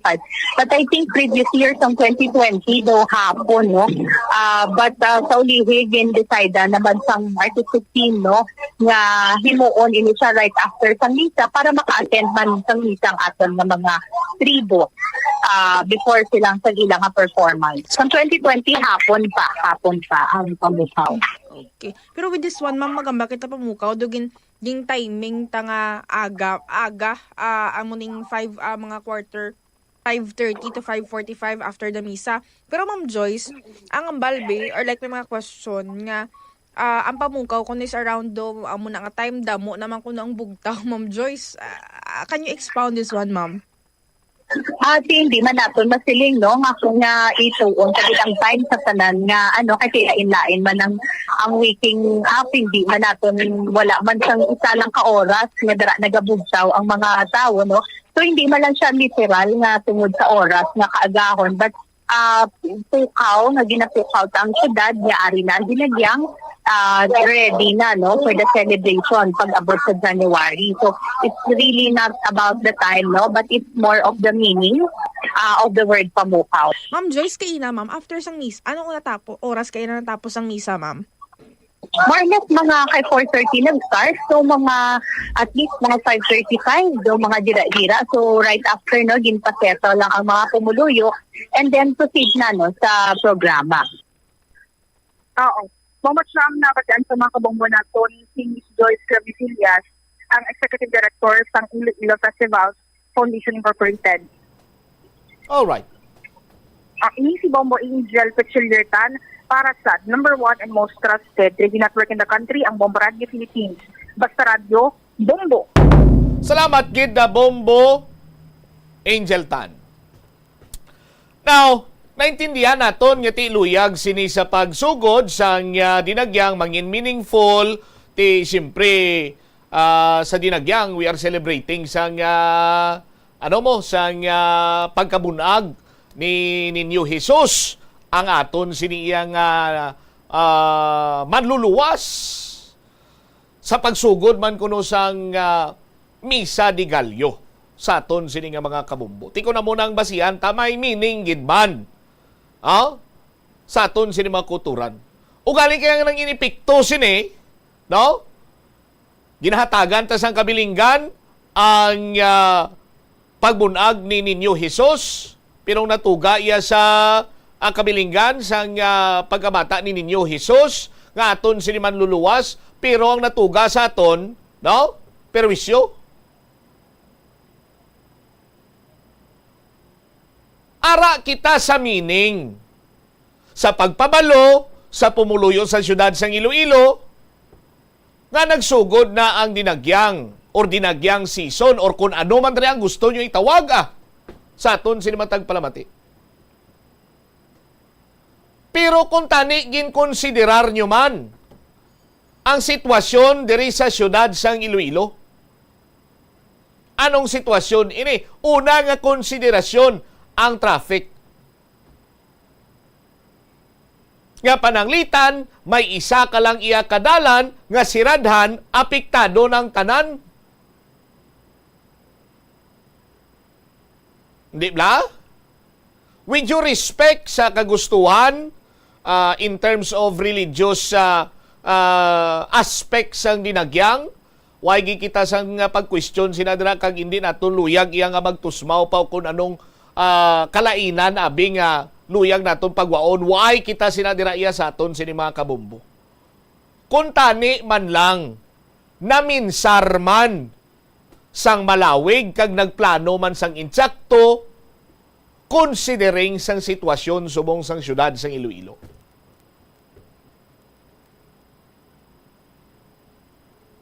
Tilantawan nyo lang perwisyo nga natuga kagina sang pulo pamukaw nyo nga ini. Pwede taman makapamukaw. Granting for the sake of discussion, mamukaw kita, pero kung may i-close kita nga mga dalanon, apektado gid mapugok kidalagan sa trapiko. Ti mapatukar lang kita dabi sa mga drums. Ano pa na nga pamukaw man? Pamukaw man bala?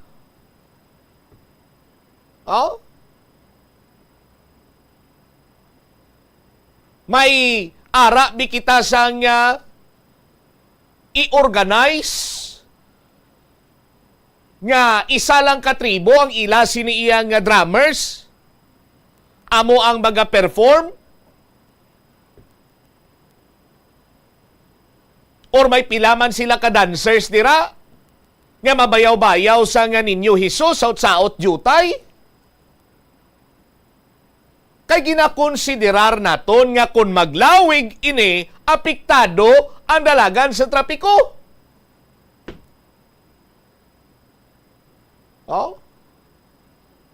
Ikonsiderar taman ang mga naga-iliskwela, ikonsiderar taman ang mga empleyado nga nagatrabaho.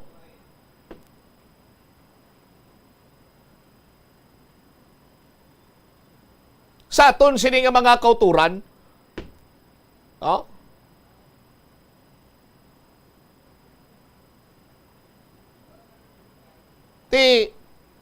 ang ila lamang iya nga parang may pamukaw, kag daw may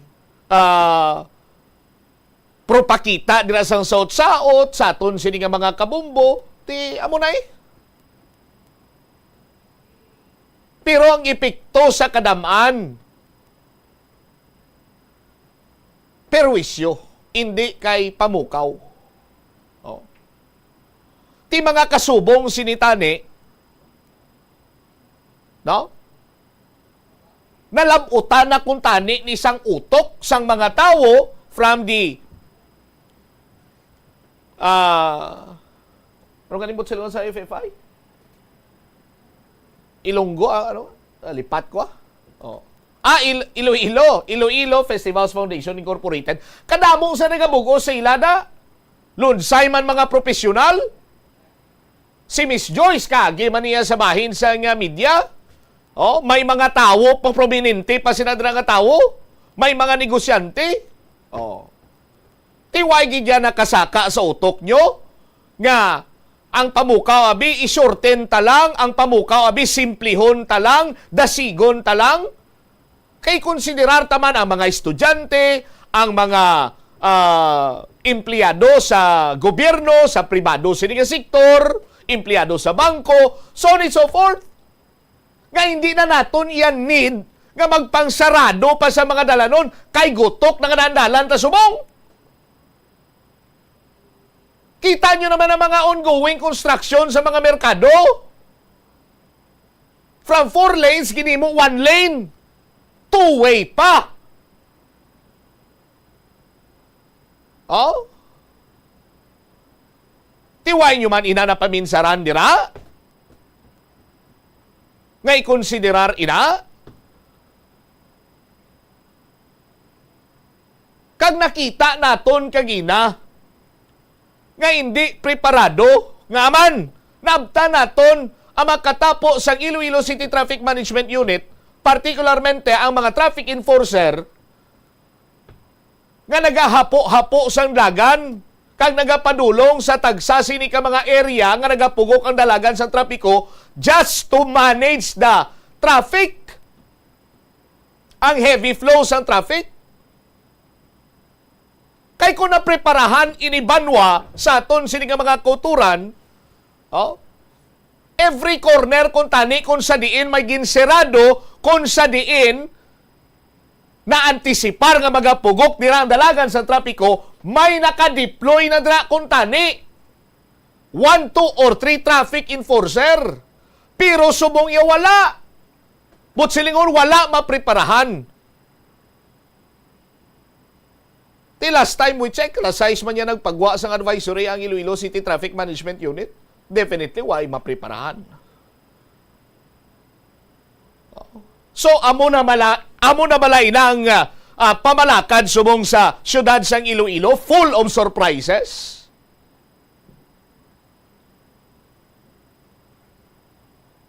Isakripisyo naton iyang convenience sang kadamaan para lamang iya maduso kung anong aton siniya nga kagustuhan?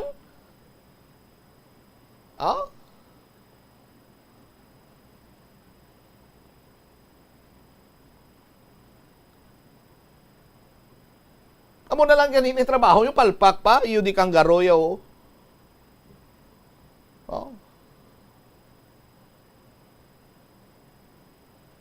Ti, mambal kita karon banwa nga level up ang syudad sa Iloilo.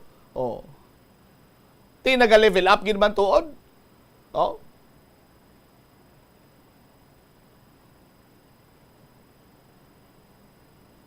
Level up ang perwisyo.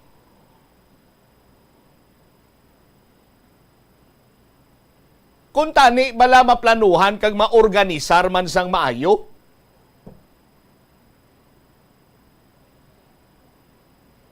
Hindi kay gulpihon kag kibuton kag sorpresahon lamang kita.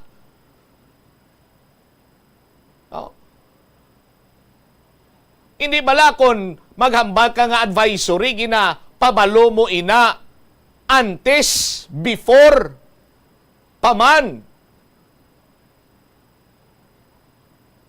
Nga may gusto ikaw nga ipatuman, implementar, or whatsoever, para nga ang majority sang maapektuhan in terms of isang traffic, flow sang traffic, mangita sang iya sining alternate route.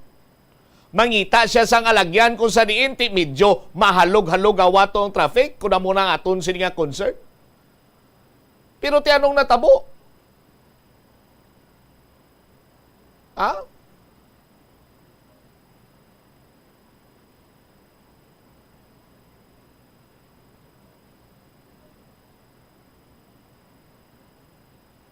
Sa aton sini makabumbudo, pamatsyag na to, duway iya sang group chat ang IFFI or why isang proper coordination with Iloilo City Traffic Management Unit?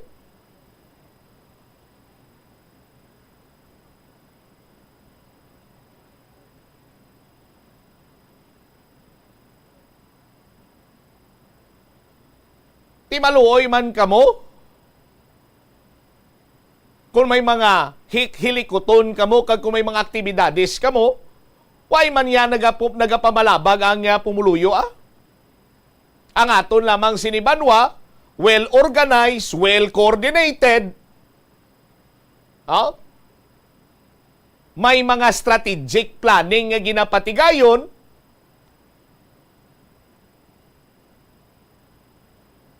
Para nga hindi man iya makatugas ang huol. Kung hindi man malikawan ang pagtugas ang huol, mahagan-hagan lang.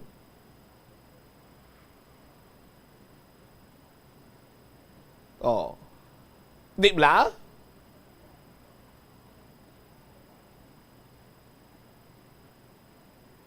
Nakabalo kita nga madamo pa sa mga aktibidades nga palabuton. Diri sa maayong sa syudad sa Iloilo in connection sa Christmas celebration, damo pa, may dinagyang, so on and so forth. Kung tani, kabay pa nga maplanuhan nyo man sang eksakto.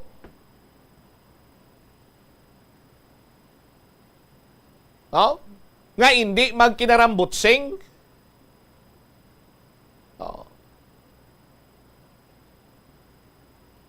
Para hindi ka mo iya makatugas ang huol.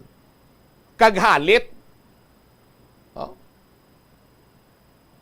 Sa mga tao, ngati may eskwela, sa mga tao nga matrabaho, kag may transaksyon diriya sa syudad sa Iloilo.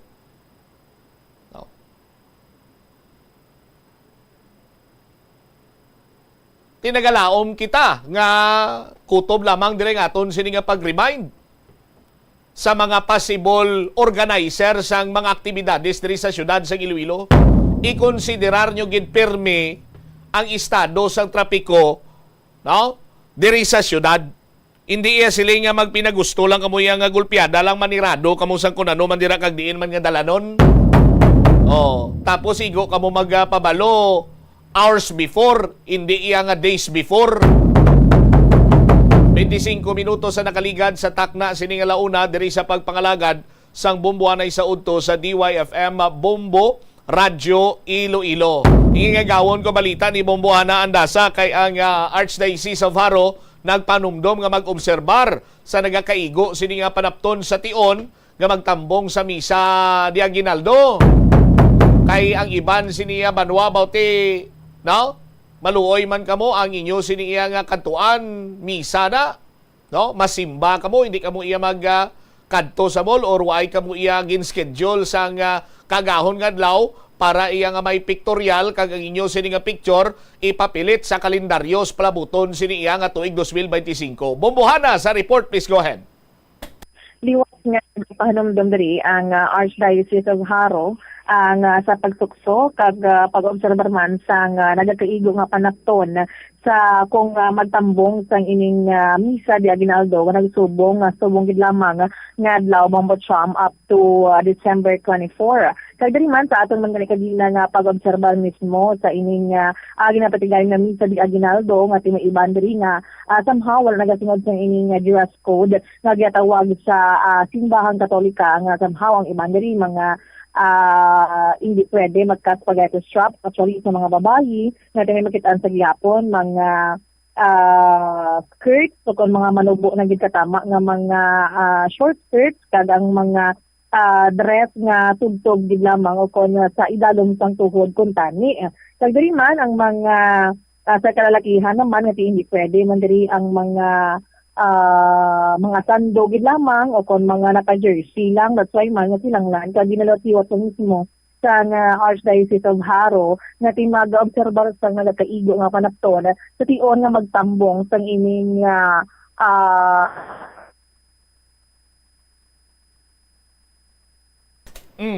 Muhana? Philippine Standard Time, 27 minutos na nakaligad sa takna sining launa. Standby kay ma-reconnect kita sa linya ni Bombohana. Ginpili gid kuno ang kagahon kaya mo man ang una nga misa di Gallo or misa di Aguinaldo. Kay tiin connection gani sa pagka pagkatawo ni ninyo Hesus nga mong aton sini nga manluluwas. Tiyang pamangkot nga Lunes kay ti natuon gid sa ang Disyembre 16 sabi natuon gid sa adlaw sa nga Lunes mo. O, ti kon gin paminsaran kung gingamitan sang utok ini. O, granting for the sake of discussion, sana siling ko na pwede gintong una. No? Ayoon or tawag sini nga term, mahingyoon kita nga grupo abisang mga drummer sa isa ka tribo, may dancer sila nga mga pulo na kabilog. Oh, tapos pamukaw drum na sila saot nakapta nilang imahe ni ninyo Hesus. Oh, kag kung gusto gid nila nga magpakita sa ila sining performance, pwede ta man na mahimo guro sa gabi. Nga kabahin or second part sa aton sini nga pamukaw. Hindi bla? Kadamo kung tani mo para nga ang punto man lang sinadira malikawan ta nga magpanirado sa mga dalanon para hindi magpugok ang dalagan sa trapiko diri sa syudad sa Iloilo. Amo man lang kung tani na ang aton sini punto. Oh. Oh, galing kiti ang iban sini, ti hindi man niya kabatsyag mo. Why man sila nga commute? Oh. Di man sila pasahero? Oh. Kag kung may mga pribado man sila nga salakyan, definitely ginpreparahan ni nila nga sa Lunes aga pa kumabugtaw, no? Para nga hindi ko matrapikan kag ara na kutudayon sa area. Kay bala mo mamukaw kami. Ti paano yang iban? Oh, paano yang iban? Late Oh, bubutsam late. Patal ng istorya, half day. Oh. Balikan to si Mumuana. Han, please come back. Yes, sa liwat babak sa mga tig-adjust sa inyo nga pag-observaman sa mga nagkaigo pa na po. Hindi mag-observe mo sa nga property control, pagpagpito, sa pagpamatig yun sa nga ini nga yung katulad nga misa sa tion sa misa di Aguinaldo. Yari bla kayo pabatiin nato ng pahayag ni Father Angelo Colada, ang Social Communications Director sa Archdiocese of Haro. Awareness ng proper man sa mga pag-decent attire, no? This implementation, no? Actually, hindi man sa cathedral, but of course, no, sa whole man the Archdiocese, ay tigigan na gigman ina, no? Though, hindi man kita na sila ginada, hindi ba pa sa simbahan, hindi nga sa tao na ina yung decision sa paghimo, but the church is just to remind, no, our church goers, no, nga magsuksok man sa kaigo panapson sa pagkakas. And sa mga panapson, sinisa rin yung mga nagkaigo walang mga lengths ni kapalo lamang sa mga palta, of course, even not above the knee, mga amo na father. Kaya amo na, no, of course, sa mga kababainhan, of course, kung makabistida, mas mayugit, kung mabudlay para sa ilat, alaw mo na sa mga pantalon, pero hindi na mga siligies, of course. Anyway, we need the people mature enough to decide on what is the proper and what is different. So, kung magkatubak man sa mag-join sa pagkakalita. Kita na makabalo, magkalalakitan, kung pwede mo lang ka-iwided ang mga shorts, especially mga jersey, kung mag-ready sa pantalon, kag ika-iwided ang mga santo. Okay. So, except sa mga dress code ni Father, ano pag ang mga ginabawal? Di naman sa pagtulungan nun sa misa di Italia. So far, wala man dito ka, no? It's just attending no, sa mga Sunday, Sunday masses natin. Pero siguro, isa man ako sa mga luyag, siguro paano doon lang natin, sa mga luyag yung makatungko, no? Timplano pa kamo kahit hindi man lang, kay limited na lang atin yung mga puso sa mga churches. And then for those na tibalaan mga medyo malaysa na, sa mabudlayan pa na sa pagsulod, o kung wala na sa tulungkuan, galalas pa sa mga foldable o sa mga chairs, no, nga pwede na tayo mapupuan during the homilies para hindi man kita mabudlayan na o mabugayan sa pagtindog. No? So even mga churches, just provide mo sa mga widescreens upon mga sound system, no, nga sitagwa para makamatik sa mga makasunod. Tiwaan mo natin, no, nga maka-actively participate, especially in the church. Okay, last year na lang diri Father, may pamangkot na diri nga kalabanan diri sa mga nagasulimbag sa simbang gabi gila kompleto gid ginapatihan nga magatuod ang ila man diri nga tinutuyo kon mga wish diri Father. So, ilan na yakit yung mga nga ginapatihan. Siguro sa madamo nga beses, na pamatikaan na sa ilang kamuhi. So, that's why nga, they continue to believe, no, nga kung makompleto nila, mag-grant ang ilang wish. But, titandaan na to, no, nga, ang iniya, siyang kaadlaw, no, na pag-ama na sa pagkatawo sa atong Ginoo. So, kung ano man nga, ang mga maginapangayon natin sa Ginoo, laom na kita, no? Pwede man natin na ilayatag niya sa aton, mas maayo pa. O kung na-in, o kung pwede man na wala-tulak ng anay, kung hindi naman nahatag, kasi ang Diyos ka malugit sila, no? Ang importante, si aton niya, mag-ubo sa aton, ang bukas na itong diskusuon sa pagsunod sa pamubutod sa Diyos. Nabatian diri Bombard Cham ang pahayag ni Father Angel Colada sa iya mga panugyan at panumduman sa mga sumilimba sa ining misa di Aguinaldo. All right. Ini si Bombo Hana Mendoza Andasa para sa number 1 and most trusted radio network in the country, Bombo Radio Philippines. Basta Radio, Bombo! Salamat kid na Bombo Hana sa imo sini iyang report. Antes kita magbiya diri sa aton sini nga pagpangalagan, may winner kita. 1, 2, panalo! Narito na ang special draw winner na nanalo ng 500 pesos cash at isang limited edition AM/FM radio with LED light. Pwedeng rechargeable, pwedeng di kuryente at hindi fixed dial. Nauyatan naton sa Simatinion ang pangalan sa maswerte nga tagdaog sa aton sini iyang special draw. Special draw naton ang premyo sini 500 pesos nga cash plus limited edition nga radio, may LED light, flashlight, pwede sa battery, pwede sa kuryente, rechargeable pa, kagula na lansang sa isa lamang kaistasyonan. Congratulations sa aton sini nga winner taga 4th Street, Lawaan Village, Haro. Iya sini nga proof of purchase Orocan sticker. 67 anyos. Congratulations, Victor Libre. Victor Libre, ginlawag ikaw ni Bombo Cham, 35 minutos sa kaligad sa taknang alauna. Mayanom ikaw ka oras sa pag-claim sa imong sini nga premyo, 500 pesos ka cash plus limited edition nga radio, nagahulat na diri sa imo sa istasyonan sang Bombo Radio. Saliwat, Victor Libre, sang 4th Street, Lawaan Village, Haro, proof of purchase, Orocan sticker. Standby na kamo sa Black Time program. Magasunod na kaupod sa kay former board member Manny Galyar. Isibambot siya mablanco over gabilin sa imo sa manayanay nga hapo. May God bless us all. Para sa the number 1 and most trusted radio network kinakantrang Bombo Radio Philippines. Basta Radio, Bombo, oras 36 minutos na kaligad sa taknang alauna. Mabibili na sa mga suking poultry supply.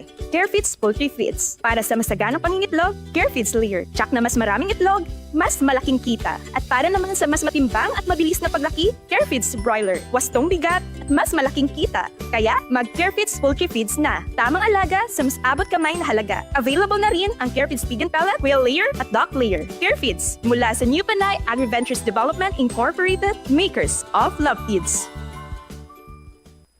Mga kabombo nga motorista, yari ang mga pamaagi agud makatipid ka sa gatong. Ipasiguro nga yara permi sa maayong nga kondisyon ang imo salakyan. Check yara ang imo nga goma kag siguraduha nga yara sa husto nga tire pressure. Likawan nga naka-idle ang makina sang imo salakyan bangod nagakonsumo ini sang gatong. Buksi ang bintana sang imo salakyan kag magamit lamang sang aircon kung kinahanglan. Kag pagkamaayuha nga mag-commute na lang o kung maglakat-lakat kung malapit man lang ang imo kadtuan.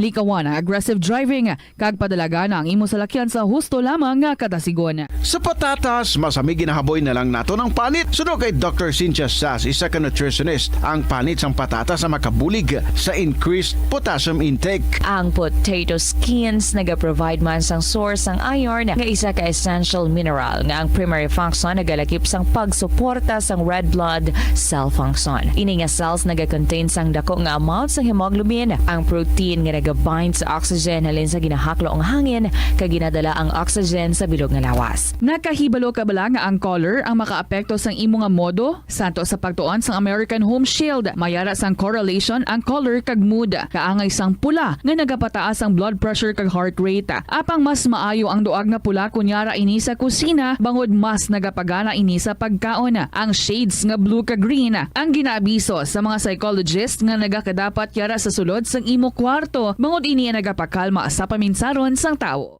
Kadungan sang pagtigulang, nagataas man ang risgo sang vitamin deficiencies nga nagatugas sang physical kag emotional changes. Santo sa isa ka scientific study, ang B vitamins ang importante agod nga mag-function ang body cells nga nagabulig sa metabolism, paghimo sang bago nga blood cells, kag nagabulig sa pag-maintain sang healthy skin cells, brain cells, kag body tissues. Magluwa sa supplements, lakip sa mga pagkaon nga bastante sa vitamins sa moang karne, whole grains, prutas, gatas, cheese kag mga ulutanon. Si Captain Jose Cabalfin Calugas ang pinakauna nga Filipino nga nahatagan sang pinakamataas nga pagkilala sang United States Army nga amo ang Congressional Medal of Honor. Natawo si Calugas adtong 1907 sa Leon, Iloilo kag nangin katapo sang Philippine Scouts adtong 1930. Sang naglupok ang World War II, nagserbe si Calugas bilang Master Sergeant sa 88th Field Artillery sa inaway sa Bataan Peninsula batok sa mga Hapon sang January 1942. Nagpakita si Calugas ang tumalagsahon nga kaisog kag pagkabaganihan sa patagawayan nga nakakuha naman sang pagdayaw sang US Army, rason nga ginpasidunggan siya sang Medal of Honor. Gabulig sa paglikaw sa nanuhay tuay nga balatian ang simple nga pagkaon sang citrus fruits, kaangay sang pomelo nga puno sang powerful immune boosting antioxidant.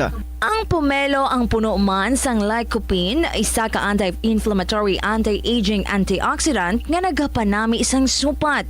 Ang duga naman sang panit kag dahon sang pomelo ang natukiban nga makapatay sang cancer cells kag nagapalikaw sa paglapta sini sandig sa test tube studies. Help is available. Pinaagi sa pag-istorya, paghatag sang suporta, kag direkta nga bulig sa nagakinahanglan, mahimo mo gid nga mapunggan ang suicide kag makasalbar sang kabuhi. Santo sa World Health Organization, ang suicide ang fourth leading cause of death sa mga kabataan nagaedad 15 to 19 anyos. Kung ikaw o kung may kilala nga nagasuprer sa depresyon, mahimo nga mag-contact sa National Center for Mental Health Crisis Hotline sa numero 0966-351-4512. Likawan ang mga disgrasya nga dulot sang kuryente. Tabunan o konselyuhan ang mga wala nagamit nga electrical outlets. Ihaboyo kung ipa-repair ang mga electrical items nga may samad nga cords. Hukson sa saksakan ng mga electrical appliances antes ini i-repair. Hindi paghuslo na mga plug halin sa outlet nga ginabutong ang cord kay basi mabugto ini. Hindi pagpunon sa nakasaksak nga mga appliances o kon gadgets sa mga salaksakan.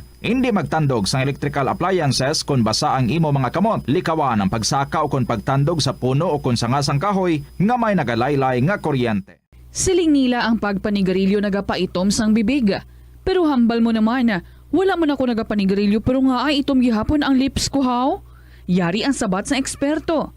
Suno kay Dr. Jean Marquez, isa ka dermatologist, ang dark lips mahimo nga tugas ang maisog nga habon nga ginagamit sa guya. Nagpanugyan ang doktor nga magamit sang mild soap kag lip balm nga may moisturizer kag sunscreen. Agod protektahan ang bibig kag malikawan ang discoloration.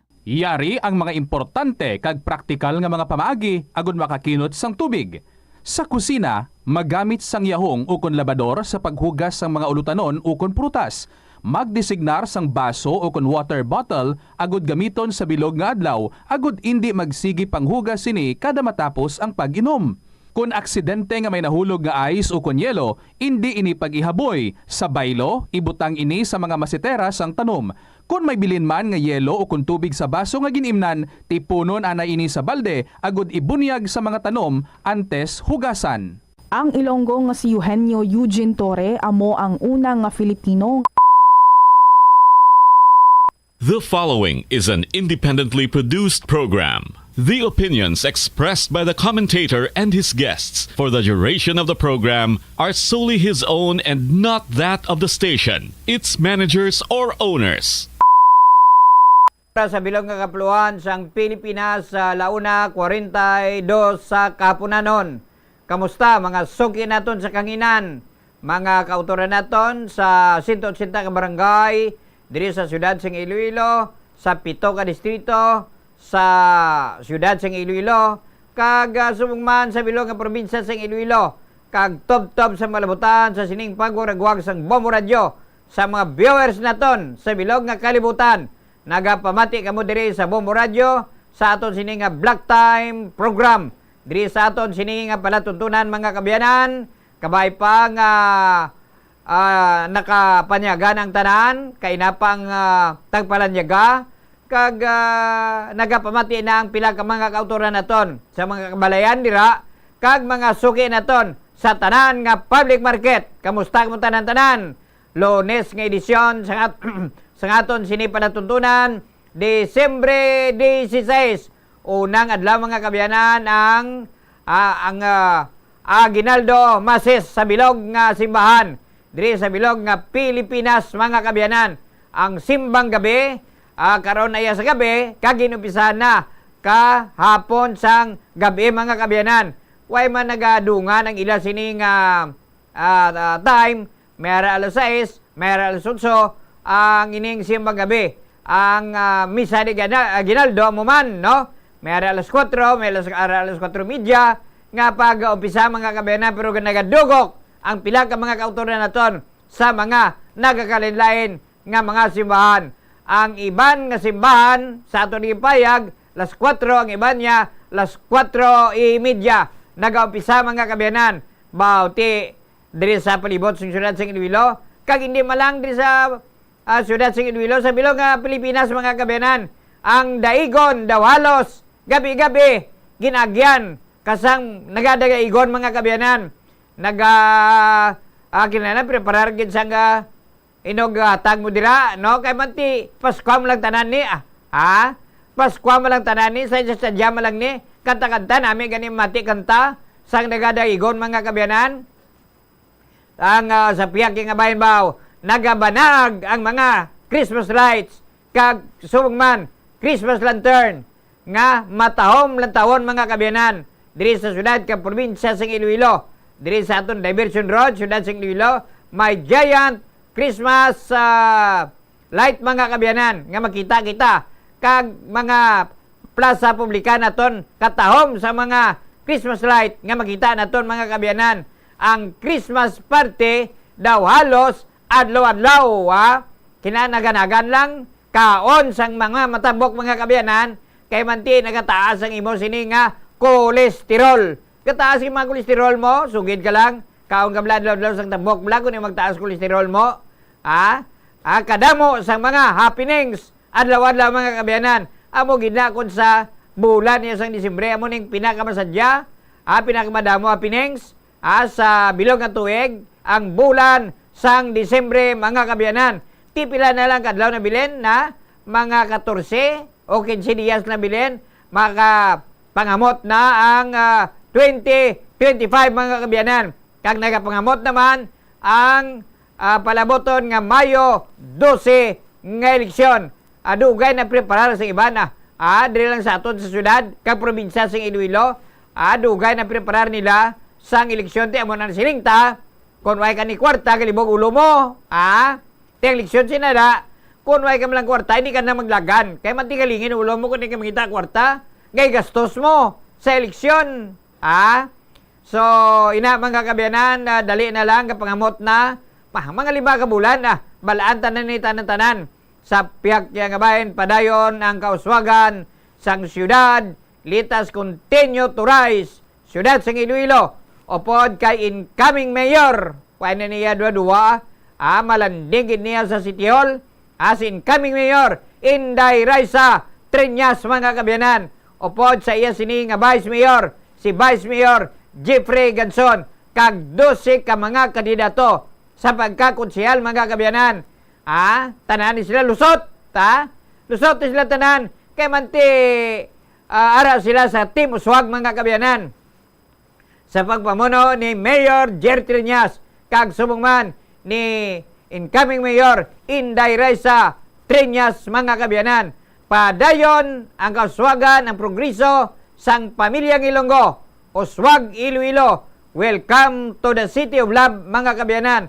Ari mga lainapay, basi ko nalipatan mga pila ka mga kauturan naton diri sa syudad sa Iloilo, ang line-up sang Team Uswag mga kakabiyanan. Of course, sa pagpamuno sang aton nga incoming mayor Inday Risa Triñas, ang pagka-mayor, pagka-vice mayor mga kakabiyanan, si Vice Mayor Jeffrey Ganson manggihapon sa Sangguniang Panlungsod, number 1 o kon di na ta mag-number, Lindo Nakap, Attorney Kagawad Sidfrey Cabaluna, Nini Dilaliana, Attorney Romel Dron, incumbent man Rodolph Jeffrey Ganson, Manre Malabor, Attorney Sheila Uled, maalam nga abogado ni Attorney Uled, hindi nyo pagkalipatan, Attorney Rex Sarabia, Attorney Francis Grace Parcon mga kabiyanan, Kagawad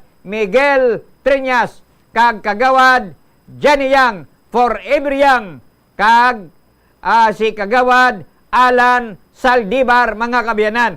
Amo na ang 12 ka mga kandidato sa pagkukonsyal sang Team Uswag diri sa syudad sang Iloilo sa pagpamuno ni Inday Risa Triñas mga kabiyanan. Sa piyak nga bahin the amount of 39 million bawag dako ning kwarta, 39,735,000 and 80 centavos disallowance mga kabiyanan. Hindi na ni disallowance sa suspension na ni kag final ni inexecutory na ni sa due to lack of proper documentation. Why sa mga papilis kay presentar kung paano nila gigasto ang ining 39 million plus kini. Wala papilis sa tipo ni Jed Mabilog kung paano nyo inigasto ang ining kwarta sang city government. Di ka balod man ta, basta kwarta ganit sa gobyerno na taxpayers money. Kwarta sang pumuloy mga kabiyanan, people's money mga kabiyanan. Di kamusta na Jed? Anong pag-explikar mo sini?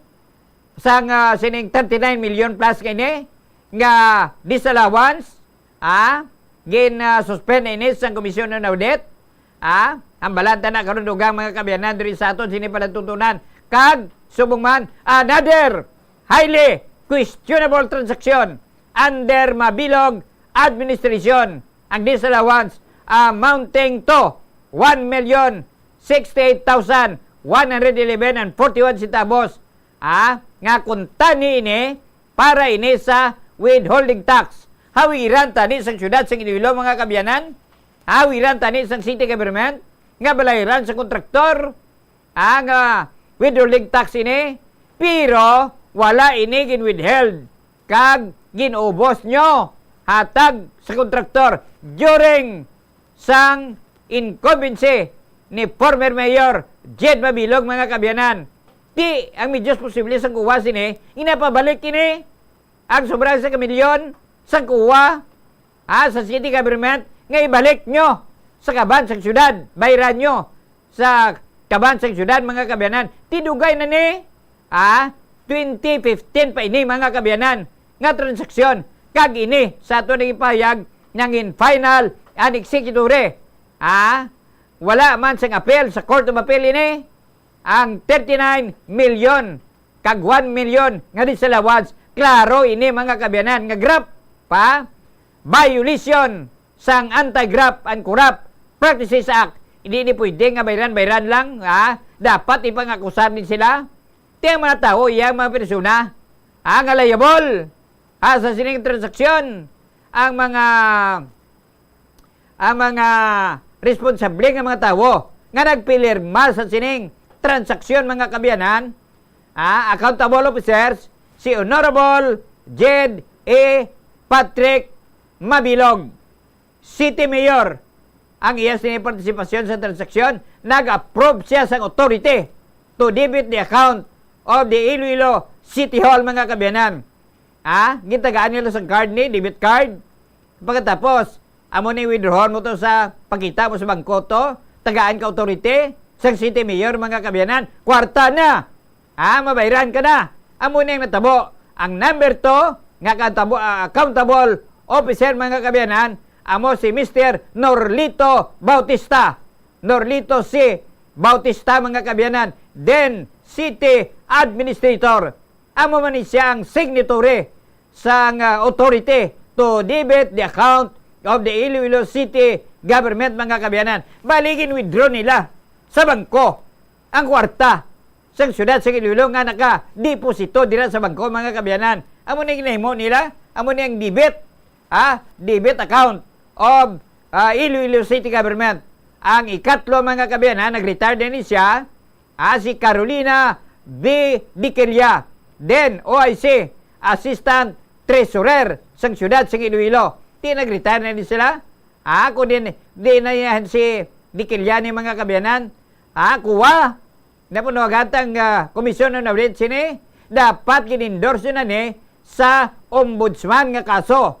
Para nga mapangakusan na ni sila kay dugay na nga timpo, mga kabiyanan. Gawin nila ni balik why nila ni ma-explicar sa mga syudad sa Iloilo kung paano nila gingasto ang 39 million plus kag sumuman nga ginbayran nyo nga why nyo ginawiran ang withholding tax nga para sa syudad nga ginubos yung tao sa kontraktor, mga kabiyanan. Ti na masyado ka dako nga kamalamalaan ina, mga kabiyanan. Abitanay kay masyado ka bakas ni si former Mayor Jed Mabilog magkomentar. Kakangiyag na komentar. Palupad mo lang nga mga isyo, nga istorya. Adri syudad sa Iloilo katulad sa Grab nga to. Huwag ka man nga pakita nga ebidensya sini Mayor Mabilog ginahambalan ta ini, mga kabiyanan. Ginatakol ta ini nga isyo kay bangod nga ti kwarta sang pumuluyo ni kag ginadalata ning isyu, mga kabiyanan, sang tiyempo pa nga incumbent mayor si Mayor Jed Mabilog. Hindi subong nga isyu ini sang ara pa siya sa City Hall, mga kabiyanan, kag ti alisa na walang pahalam gali may nabili pa siya nga rabag dire sa syudad sa Iloilo ang 39 million plus nga disallowance mo, Mayor. Abi ko na kay ti komentar ka din sa mga kung ano da syudad sa Iloilo nga way ka man nga pakita ang ebidensya. Abi ko na way ka sang ramag din nga nabilin diri syudad sa Iloilo kada ko kali sang ramag ni former Mayor Jed Mabilog during his incumbency as city mayor diri sa syudad sang Iloilo, mga kabiyanan. Hambalan ta na dugang diri sa aton sini palatuntunan. Headline pa lang to, Mayor. Din ka na. Paano may explicar ni? Atag ka na sa papilis mo? Kanto ka na sini sa komisyon na audit? Kag mag-explicar? Sa sining 39 million pesos? Naka-explicar ka na sini?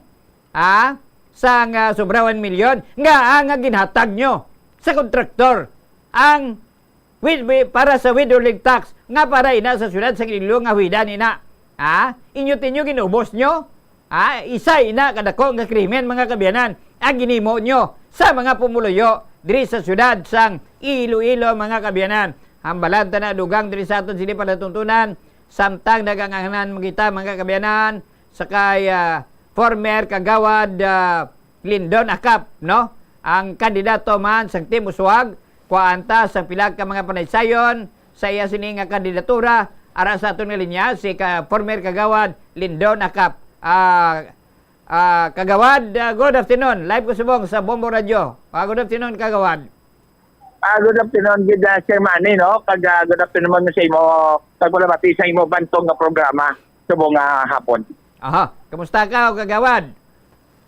Well, anyway, ari kami perito sa may City Hall, may Jupiter nga pagtulong-tulong sa ato ng mga leaders. Ay, si. Abi ko, ano ganidya? Abi ko ang Christmas party na da, no?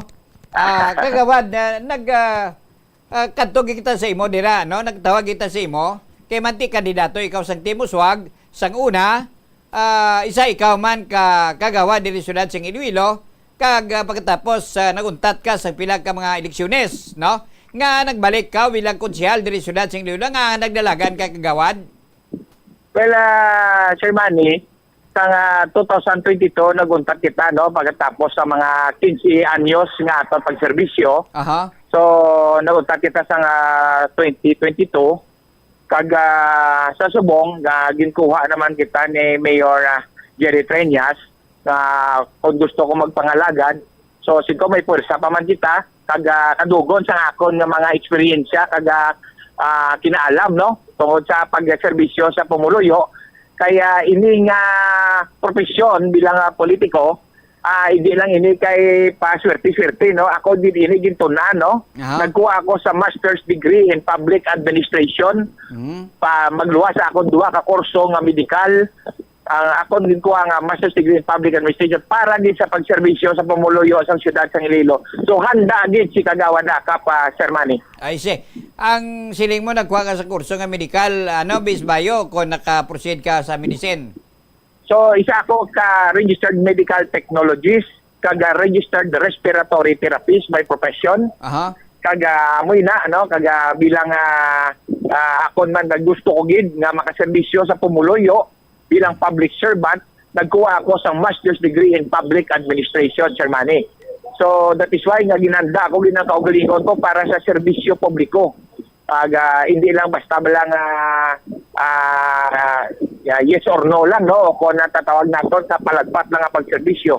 Ito na ang ginaton kung paano kita makapangalagad sa pumuluyo sa siyudad sa Iloilo. Bilang 15 anyos ng eksperensyado, kaga 5 nakatermino, bali ang ato na agyan nga eleksyon. So na-appoint pa kita sa isa ka presidente sa aton nga pagpangalagad. That is why nga continuous ang aton nga serbisyo, Sir Manny, sa sulod ng 15 anyos. Kung mo sa sulod ng 15 anyos, kalima ikaw may liher bilang konsyal diri siyudad sa Iloilo. Yes, Manny, apat na may liher, kag isa ka appointed by the President. I see. Ang ginapoint ikaw sa presidente? Oo, 2017, Sir Manny. Nga. Tungod sa natawag na to nga may nag-move do, may nagsaka ang aton nga vice mayor, ang aton nga first councilor naging vice mayor, kulang isa ka konsyal ang aton nga syudad, kag gusto gid sa aton nga aton gid nga pamunuan nga dapat nga sa butangan gid sang isa, no? Kagang presidente sa Pilipinas amo lang ang maka-appoint isang sina nga posisyon. So ginkuha kita ang paghalin ni Jen Mabilog de? Paghalin ni Mayor Mabilog amo na sa Sir Manny. Okay. Ang mayor si former Mayor Joe III, ang vice mayor, sino vice mayor sa to? Amo na to si nagsaka na si Jeffrey Ganson. I see. Sa Subong. I see. Now, pagpamalagad mo, bali 15 ka tuig, damo na ginang eksperyensya mo di siyudad sa Iloilo. Kag ang imo nga ginahambal na nga mga credential mo, makabulig gina sa insakto para sa pumuluyo diri siyudad sa Iloilo. Now, ano ang mga plano mo pananglitan? So bagay tiway naman problema. May liher ka na sila, nailiher ka na sa naligan. Salamat yun, Sir Manny. Basta Team Uswag ya. Street ng mga pumuluyo sa Team Uswag, ka? Way na problema, no? 13-0. Both street ang pumuluyo sa Team Uswag, mga kabyanan. Halin sa mayor, vice mayor, pakato sa 12 ka konsyal. Now, nano ang imo nga plano? Diri siyudad sa Iloilo, Kagawad Akap. Ang una gid sa tanan na Sir Manny, no? Gusto ka na magpasalamat kag tamyaw sa may hapon gid sa aton masunod nga mayor sa siyudad sa Iloilo, Inday Raisa Treñas. Salamat din ma'am kay ginakonsiderar ko gini nga isa gid ka aton nga Iloilo, isang siyudad, no? Kag nakita ko nga nakibot ako, Sir Manny, nga gin-greet ako gina sang happy birthday. Birthday mo subong.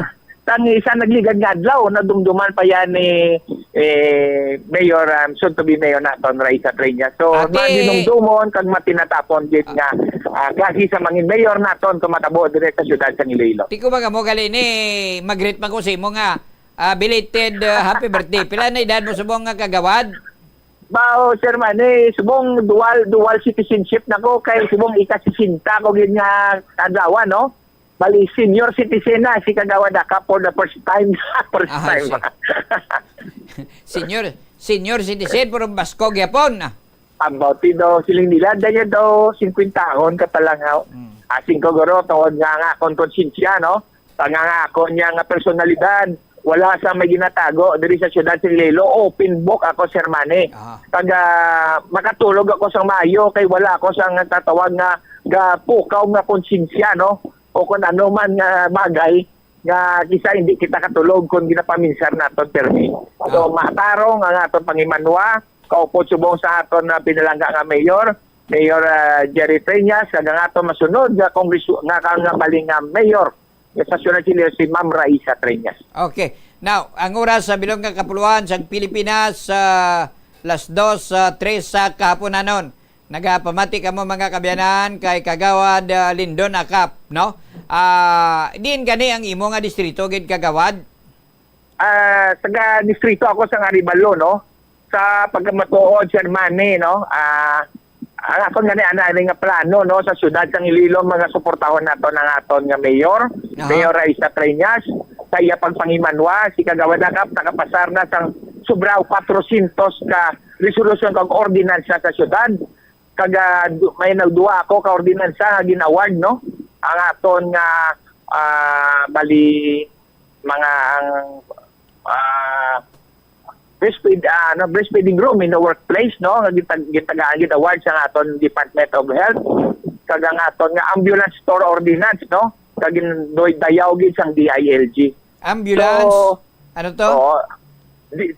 Bali ambulance store ordinance naton nga gitagaan gid sang dayaw ginawardan gid sa DILG naton. Okay. Nano ni ang explanation sang ambulance store ini Kagawad Akap?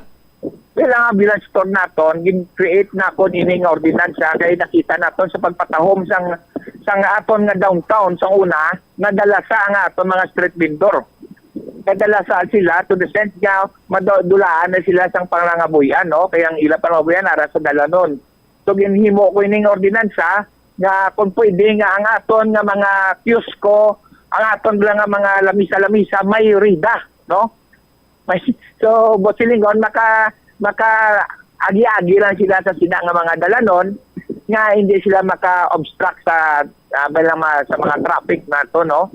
Kag dira nakita naton nga tuloy-tuloy ang ila nga palangabuyan kag ina gidayaw gid sang DILG kay ay na ang mga proyekto makabibulig diretso sa tao in terms of livelihood nila. So gindayaw ina itang DILG. Pero subong iya nga Disyembre, ang mga sidewalk vendors na open sila sa Kalyerial. Subong lang nga Disyembre. Subong lang na iya nga Disyembre. Pero inaya nga ito, ambulance store ordinance throughout the year na yan, no? From January up to November or December man maybe. Pwede man.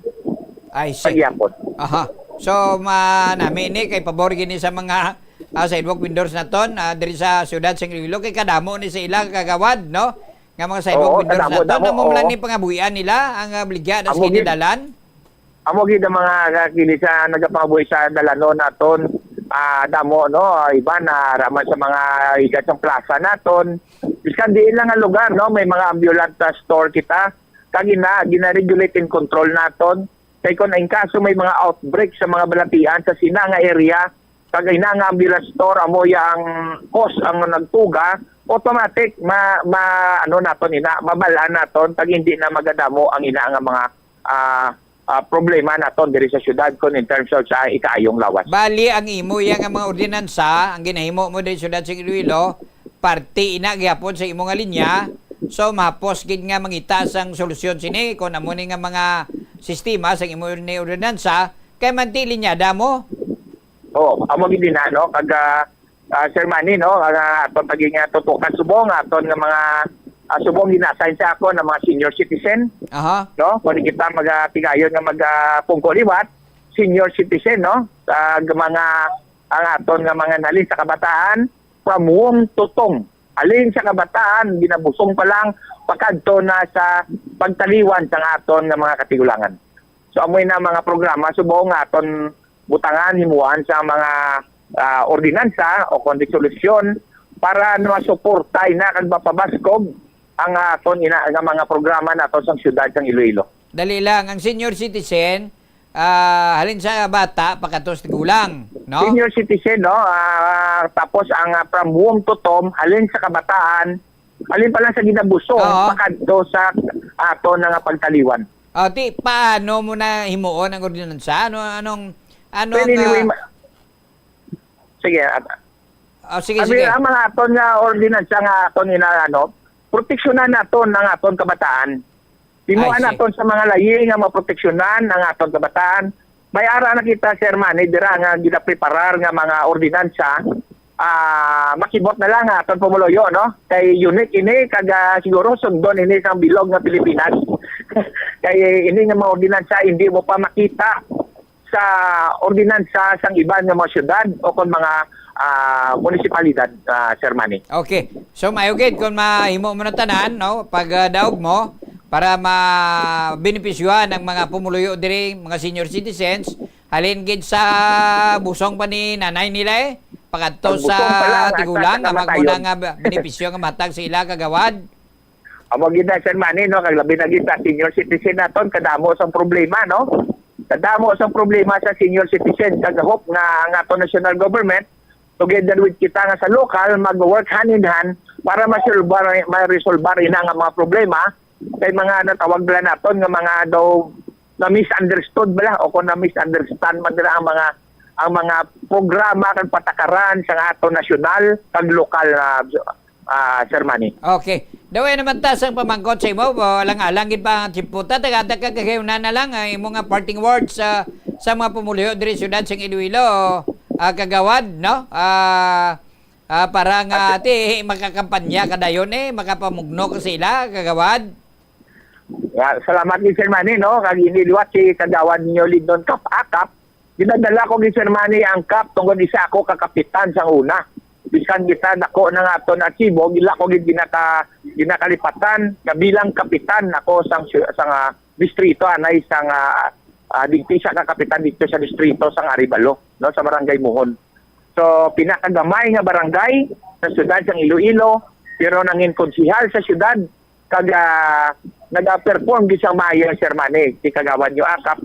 Tungod nga nakita naton nga ang serbisyo naton kinanglanon, nagapangayo liwat ako sang inyo hamili nga bulig para sa dason palaboton nga PDI ako maliwat tagaan sang kagayunan nga makapungko kag makaserbisyo liwat sa inyo kay madamo pa ako kay sa akon na mahatag nga mga serbisyo sa pumuluyo sang siyudad sang Iloilo kaupod ang aton soon to be Mayor Inday Raisa Treñas. Kag siyempre ginaubayan din kami sang amon nga pinalangga gid nga mayor subong sa siyudad sang Iloilo, Mayor Jerry Treñas nga nag-guide gid sa amon kag kami hindi gid magsala sa pagserbisyo tungod may ara sang tao nga may malasakit gid sa pumuluyo sang siyudad sang Iloilo, si Mayor Jerry Treñas. Salamat gid kagawad Lindon Akap. Salamat sir kag more power sa imo programa. Okay. Nabatihan mga kabiyanan si Kagawad Lindon Akap naway punaw sa iya sini kandidatura mga kabiyanan kalima naglin ni siya 15 na katuig nga nagpangalaga diri syudad sa Iloilo mga 400 ka mga resolutions kag ordinances ang napasar na diya napasar na dire sa syudad sa Iloilo mga kabiyanan ti ara pagid sunod pagid may term pagid ni siya. Pagkatapos nga mapilian mga kabiyanan, madamo pagid sa mga plano nga imuon si Kagawad Lindon Akap para diri sa pumuluyo sa syudad sang Iloilo mga kabiyanan. Ang oras sa 2:11 daw lang langit panahon ta no. Diri sa ato sini pala tutunan sa pa-Webes balik kita mga kabiyanan. Ang balanta ni Dugang ang 39 million pesos nga diri sa allowance. Anong plano mo sini? Former Mayor Jed Mabilog sa sining disallowance nimo sa syudad sa Iloilo mga kabiyanan. Dapat ko tani ang komisyon ng ulit ginpasa nyo na gin-endorse nyo na sa ombudsman para nga manabati ni sila sa asunto dito sa ombudsman mga kabiyanan. Amo ning sala mo former Mayor Jed Mabilog kay naguli-uli kadi kag maganana nga maglagan ko naguluwa tanan nga mga abilidad mo diri syudad sa Iloilo. Ang waay magwa sa una mga kabiyanan nga mga abilidad mo naguluwa subong. Ang tulang paglawag ni Duterte nga to amo to yang nagluwa ang iba niya way gid magwa bag-ugid lang hambalanta na dugang mga kabyanan diri sa ato sini panatutunan. Why na ta sa nagkakaygo nga panahon diri sa ato sini panatutunan. Standby sa masunod naton nga palatuntunan sa palaboton nga Huwebes nga adlaw. Ini ang inyong lagad si former board member Manny Galyar. Madamong salamat sa pagpamati. Mayong hapon sa inyong tanan. I shall return. The preceding was an independently produced program. The opinions expressed by the commentator and his guests for the duration of the program are solely his own and not that of the station, its managers, or owners. The Farmers Bazaar, your traditional public market with the touch of Plazuela Dos, ang isa ka lugar nga gintukod sa tion kag sa kasagsagan sa COVID-19 pandemic nga may tinutuyo nga maghatag sa imo sang safe marketing experience. Subong nga ang COVID-19 hindi na gid man dako nga pamahog kag nagapakadto na kita sa next normal. Rest assured nga ang Farmers Bazaar will further evolve agud nga magpadayon sa paghatag sa inyo sing satisfying marketing experience. The Farmers Bazaar sa lower level tara na pahamtang ang fish, poultry kag meat section para naman sa inyo mga kinahanglanon nga prutas, utan kag iban pa, magbisita sa upper level pinaagi sa paggamit sa hagdanan ukon sa pagkadto direkta sa parking lot. The Farmers Bazaar, your traditional public market with the touch of Plazuela Dos. Plazuela de Iloilo Billboard of Activities for December 15 to 21, 2024. Ang Desyembre 21, amo ang Sabado bago ang adlaw sang Paskwa. Spend that day sa Plazuela de Iloilo and be entertained with a great selection of songs ni Mr. Totong Villarus, kagangiya nga banda sa concert at the plaza. Blasting off alas 6 ng gabi sa Desyembre 21, Sabado. Sa tion sa musical show, napulo ka mga matahom nga Plazuela de Iloilo Christmas Edition mugs kag madamo pa nga iban ang igaparapol sa mga suki sang Plazuela de Iloilo. Sa Disyembre 22, Domingo, ginaagnang tanan nga mangin kabahin sang Eucharistic celebration nga pagahiwaton sa Latolda sa mga adlaw alas 11 sang aga. Sa tion sang Holy Mass, let us petition before God nga dugangan niyang aton resolve to embrace His will. Ilabi na gid sa sini nga Yuletide season kag sa maabot nga mga inadlaw agud nga ang kalinong kag pagkigugma amo magahari sa aton tanan.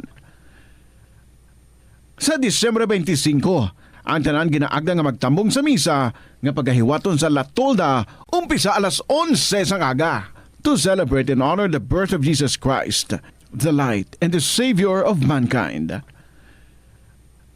Plazuela de Iloilo, we remain to be one with you in a common hope for a better community in a progressive country in 2024. Paano ba lamang kalikaw sa aksidente sa dalan? Yari mga tips nga dapat tandaan sa tion nga nagamaneho. Una, likawan ang masaming nga pagsaylo sang linya. Ang swerving o kon pagsaylo sang lane sa isa ka delikado nga maneuver nga masabi ginatunaan sang bunggo anay. Kung himuon ini, siguraduhon nga may bastante ang oras kag espasyo. Ikaduha, i-check ang blind spots. I-check ang mirrors kung clear ang alagyan. Magbalikid o kung maglantaw sa nagaagi sa iban nga anggulo agud makasigurado nga maathag ang alagyan.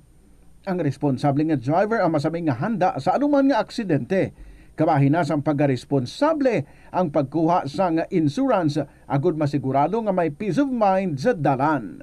Ini nga pahanumdom ang ginadulong sa imo sang the #1 and most trusted radio network in the country, Bombo Radio Philippines. Basta Radio! Bombo! Tanan kita mayara sang mabulig agud pakibatuan ang climate change. Magamit sang bag nga pwede magamit sang liwat-liwat agud mabuhinan ang plastic bag nga ginahaboy. Bangod dinhi nagatugas ang greenhouse gases. Ikaduha, hindi masumi magamit sang computer. Kung 4 ka oras lamang sa isa ka adlaw ang imo nga paggamit sang computer, makabuhin ka na sang carbon dioxide emission nga 83%. Ikatatlo, kung malapit man lang imo nga kaladuan, mas maayo nga maglakat o kung magsakay na lang sa bike. Magluwas sa makakinot ka na, mabuhinan pang polusyon nga nagatugas ang climate change. May kilala ka bala nga mga bata nga mahilig sa video games? Nagausik bala ini sang inoras sa paghampang sang iya ginakaadikan nga games? Isa ka pagtuon sang American Academy of Pediatrics ang nagapahayag ngang sobra-sobra o kun inoras nga pagtiner sa paghampang sang video games ang makadulot sang depresyon, anxiety kag manubo nga grade sa eskwelahan. Suno sa mga eksperto, halos 9% sa kada 3,000 ka mga elementary students sa kada pungsod ang makabig pathological o kun addict sa paghampang. Makabig nga pathological o kung addicted ang isa ka estudyante kung nagaapekto na ang paghampang sa iya nga pag-eskwela. Dugang pa sa among nga pagtuon, ang ka-addict sang isa ka bata makapabudlay sa iya sa pagkontrol sang iya impulse. Kaangot diri, ginpanugyan nga dapat hindi magsobra sa isa ka oras kada adlaw ang gastuhon sang isa ka elementary student sa paghampang kag hindi naman magsobra sa 2 ka oras ang isa ka high school student. Himua nga mabungahon kag mapuslanon ang imo bakasyon sa panahon sang Paskwa. Yari ang pila ka mga bagay nga pwede mo mahimo agod mas masulit mo ang imo Christmas vacation o kon holiday break. Magtuon sa pagluto sa magkatuhay nga mga pagkaon. Magbulig sa ginikanan sa pagpreparar sa pagkaon kag tun-an kung paano ini ginaluto. Kung matutom ka sa pagtuon sa kusina, sigurado nga sa masunod nga Paskwa ikaw na ang mayor sa lamesa. Mag-set sang reunion sa imo mga kabyanan o kun anay mga classmates. Talagsa na lang ka mo magkitaay gani ingaliti ang okasyon sa Paskwa nga liwat kamo magkaupdanay. Hindi tanan nga banding madala lang sa imnanay. Mahimo kamo makaorganisa sang iban pa nga mga outdoor activities, kaangay sang hiking o kon paglagaw sa mga tourist spots nga malapit sa inyo lugar. Kung masarangan, mahimo man kamo mag-amutay kag magpatigayon sang gift-giving activities. Magbisita sa imo mga himata sa malayo nga talagsa mo na lang makita bangod sa kasakoon. Tion man ini, agod mapapag-on pa ang inyo relasyon. I-develop pagid dugang ang imo talento kag iban pa nga mga interes, pinaagi sa paghatag sang tiempo sa pagtuon kag paghana sang imo kaugalingon. I-share ang imo talento kag iban pa nga kinaadman sa mga kabataan. Ang Christmas break ang isa ka maayo nga tion nga magiyahan ang mga kabataan palayo sa bisyo kag iban pa nga mga kalainan. Kung ikaw ang may talent sa pagsaot, pagkanta, pagtukar sang instrumento, pagpinta kag iban pa, tudloi sila.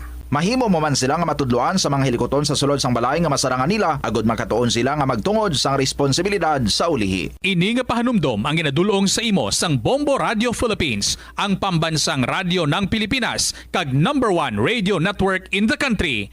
Basta Radio Bombo! Ang pinakadumaan na nga international business organization sa Pilipinas, amo ang Iloilo International Chamber of Commerce nga gintukod sang Ilonggo nga si Don Esteban de la Rama sadtong 1924. Si de la Rama nagserbi nga general sang panahon sang Philippine Revolution kag nangin senador sang pungsod halin sang 1941 tubtob 1947. Sang 1923, gintukod ni de la Rama ang Panay Electric Company.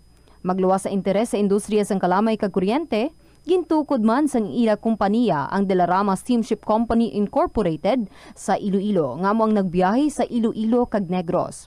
Ang duwa sini ka barko nga Don Esteban kag Don Isidro ang ginpasad pa sang Frederick Krupp Germania Shipyard sa Kiel sadtong 1939 kag gingamit bilang troop transport para sa US Armed Forces sa Pacific Theater sang World War II. Masami bala nga nagabiring ang imutiil? Suno kay Dr. John Hubert Pua, isa ka orthopedic surgeon, masami nga mabatyagan ang cramps sa idalom nga parte sang lawas. Apang mas delikado kung masami mo ining mabatyagan sa ibabaw nga parte sang imo lawas, kaangay sang kamot, bangod posible ini nga palatandaan sang mas malala nga balatian, kaangay sang sakit sa tagipusoon, diabetes, kag hypothyroidism. Nagpanugyan ang doktor nga ang pinaka-epektibo nga solusyon sa cramps amo ang stretching exercise tubtob madula ang pagbiring.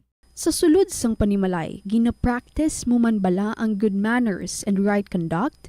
Tanan nga miyembro sang pamilya ang nagakadapat nga respetuhon kag i-value, apang hindi lang mangin considerate sa family members kundi mangin sa mga bisita man sa balay. Ihatag ang atensyon mo sa mga miyembro sang pamilya nga nagahambal kag magsabat nga may respeto. Magamit sang pleased, thank you, excuse me, kag sorry. Nagahatag ini sang respectful kag kind atmosphere sa sulod sang balay. I-acknowledge ang efforts sang family members sa paghimos man ina sang pagkaon, pagpanglaba o kun paghugas sang kinanan o kun paghatag man sang emotional support. Mas maayo kag mamag-an pagid ang ulobrahon sa balay kung nagabuligay ang tanan. Kinahanglan nga may kontribusyon ang kada miyembro sang pamilya. Halungan ang imo mga gamit, ipabilin nga matinlo ang kwarto, ang banyo kag mangin organisado sa imo personal nga pagkabutang. Respetuhon ang privacy kag boundaries sang isa kag isa. Magpanuktok sa pertahan antes magsulod sa kwarto sang iban. Hangpon nga kada miyembro sang pamilya ang nagakinahanglan naman sang oras sa ila kaugalingon para makarelax sa trabaho o kun personal moments. Kung mayara ikaw sang abyan o kun bisita nga makadto sa inyo balay, siguraduhon nga nakahibalo sila sang mga rules kaangay sa kung diin ibutang ang sapatos, diin mapungko o kung anuman nga mga polisiya nga ginasunod sang inyo pamilya. Maghatag sang oras nga ma-express ang imo love kag appreciation sa miyembro sang pamilya. Simple gestures kaangay sang pagsilinga, I love you, pagkupo kag pagkumusta ang makapamag-an sang balatsyago na sang imo nanay, tatay, ukon utod.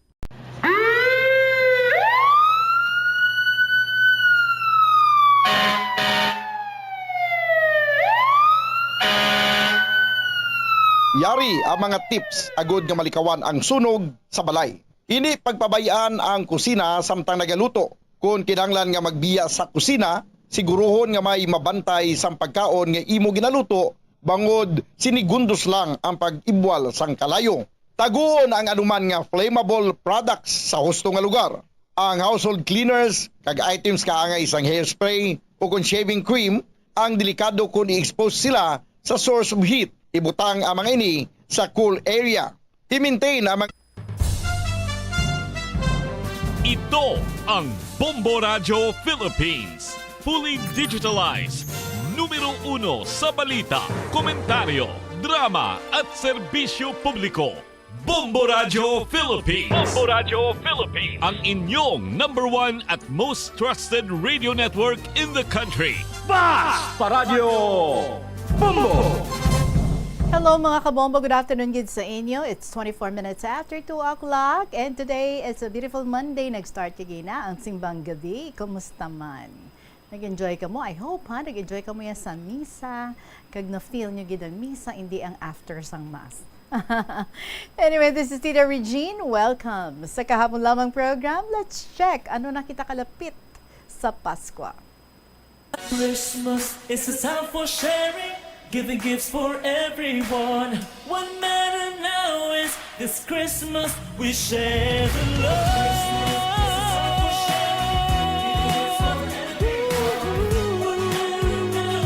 This Christmas we share the love. Yes mga kabombo, 9 days before Christmas. 9 dias na lang bago ang Pasko.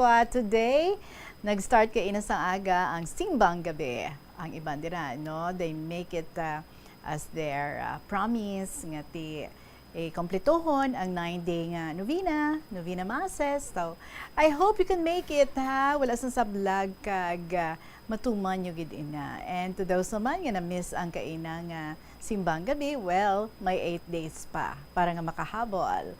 Well, today also mga kabombo, start naman kita ya. Pangitas ang aton nga mga winner para sa sininga simana. So magabasa na naman kita sa mga kasaysayan nga gin-share diri sa sininga palatuntunan kahapon lamang program. And I hope isa na diri sa aton nga mababasahan today ang inyo man nga gin-share, gin-email. Sa mga wala pa naka-email, palihog, email nyo na ina sa bombo_iloilo@bomboradio.info or pwede nga mapadala kung ginsulat ninyo sa kahapon lamang program DYFM, Bombo Radio Iloilo, Sky City Tower, Mapa Street, Iloilo City. So let me welcome you now sa aton nga palatuntunan KLP with a song from Cookie Zamora, Ikaw na Kaya. Good afternoon.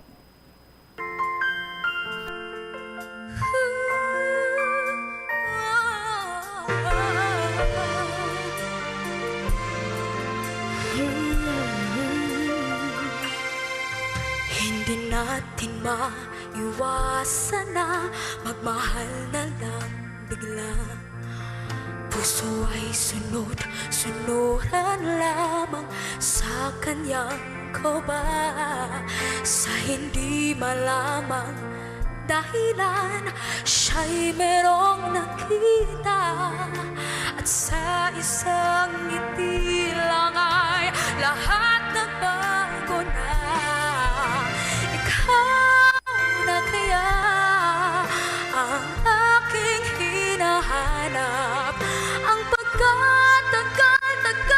tagal ko nang pinapangarap, walang hindi magagawa kung tunay at tapat, pagmamahal na alay ng puso ay di magwawagas.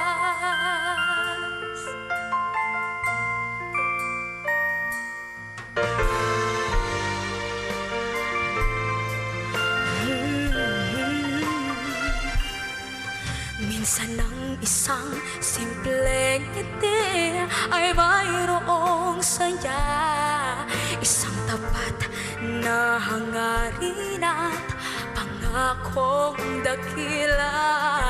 Hindi man ito pinapansin, minsa'y babalikan ka, at nang biglang tumigil ang lahat, ikaw ay papasya.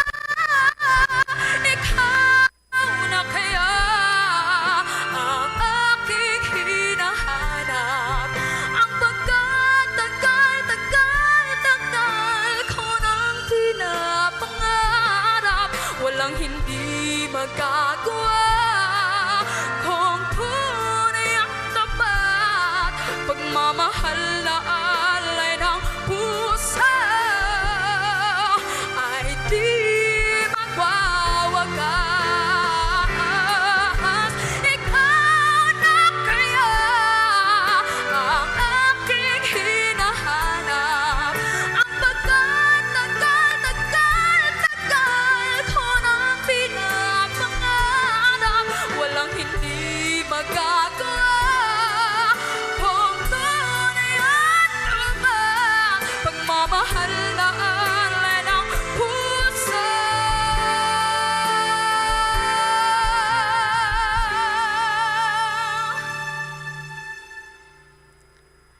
ay di magwawagas.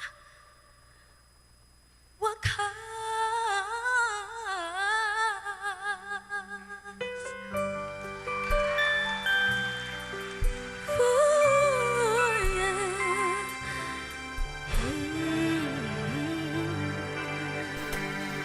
Cookie Zamora, ikaw na kaya in love gid man, no? Dapat may forever. 30 minutes after 2 o'clock. Well, today, sugod na kita basa sa mga kasaysayan natin dili nga nabaton. Here's one from Sagittarius Mother, sang Kalaparan. Dear Tita Regine.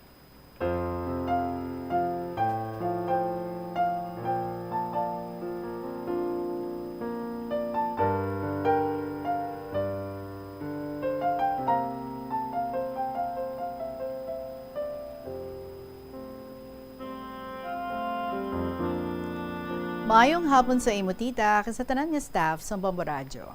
Kabay nga ara kamo sa maayong nga kondisyon, labi na gid ikaw, Tita Regine. Tawagan lang ako kay Sagittarius Mother sang Kalaparan. Nagaedad ako subong sang 38 anyos, kag nga akong kasaysayan, parte ini sa bata ko nga lalaki, tawagon ta lang siya kay JM. Nagaedad sang 14 anyos, tita si JM.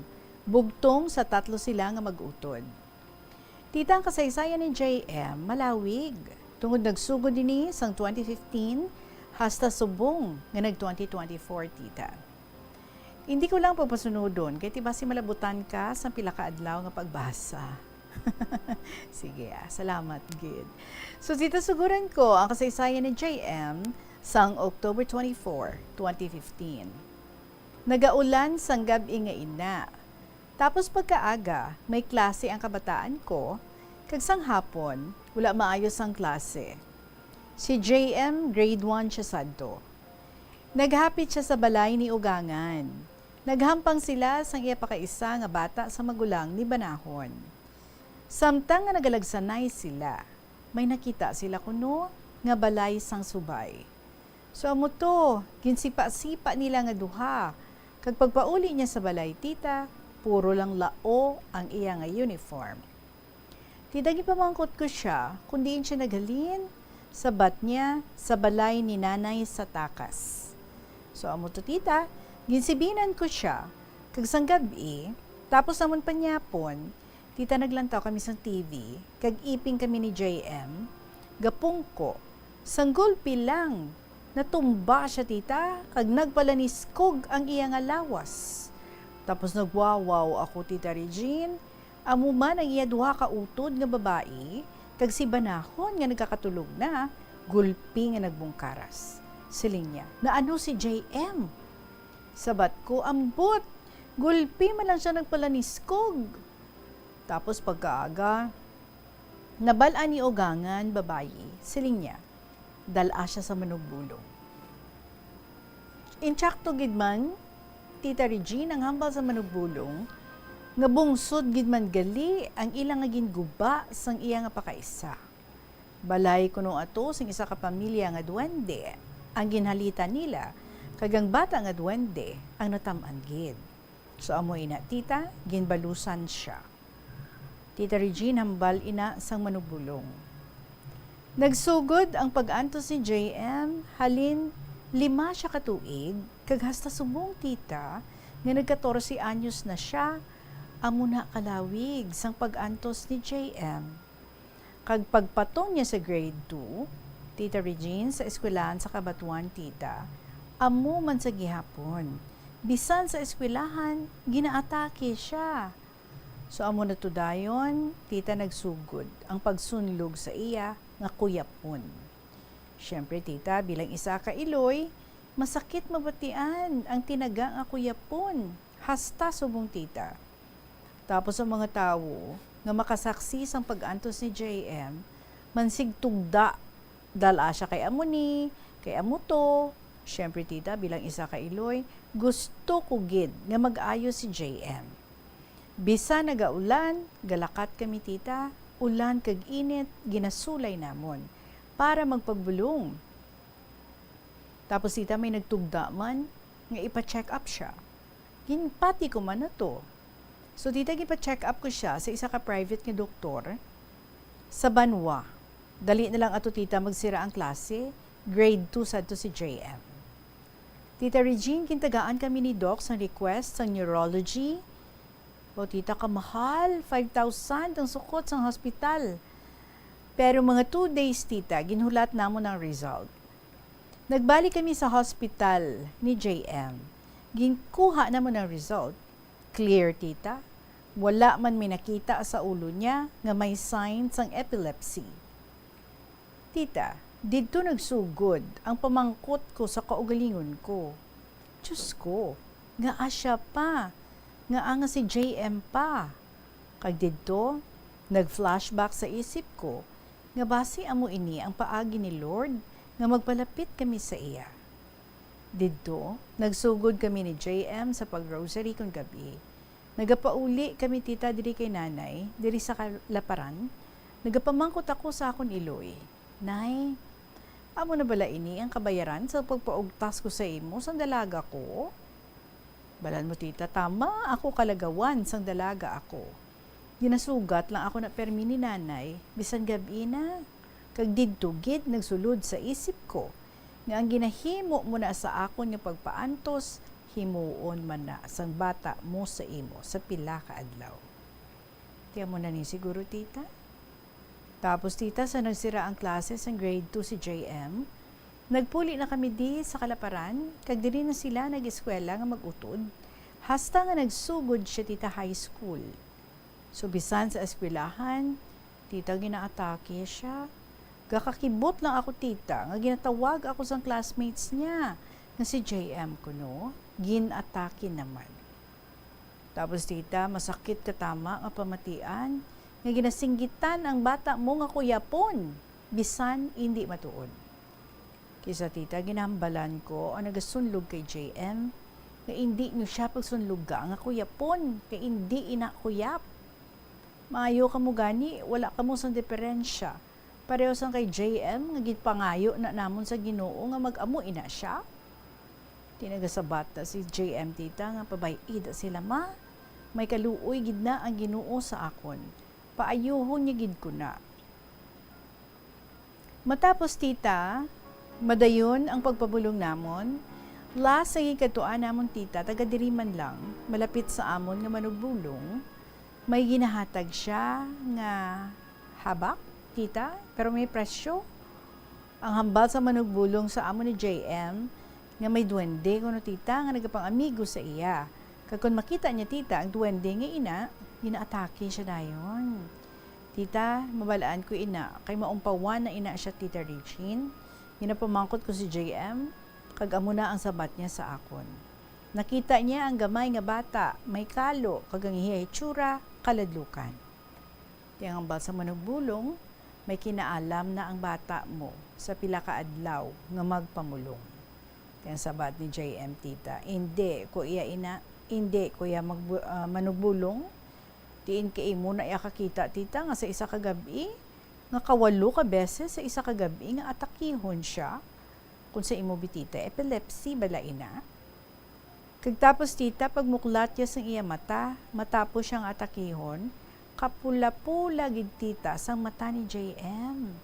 Kag tita, kapoy gid na si JM. Pero tita, kisa, gapungko kami na nga duwa, giistorya na siya tita. Ma, hindi niya paguba sang pagtuon ko, kag handom ko.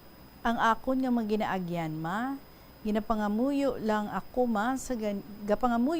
ma sa Ginoo, nga tani kaluuyan niya ako para mag-ayo na ako. Kag tita, sang grade 8 niya, nagsulod siya sa pagka-apostoles. Kaya nagahambal siya, ipanata ako ni ma, manglakaton ako kada Koresma, kay basi, diri pa lang ako mag-ayo ma.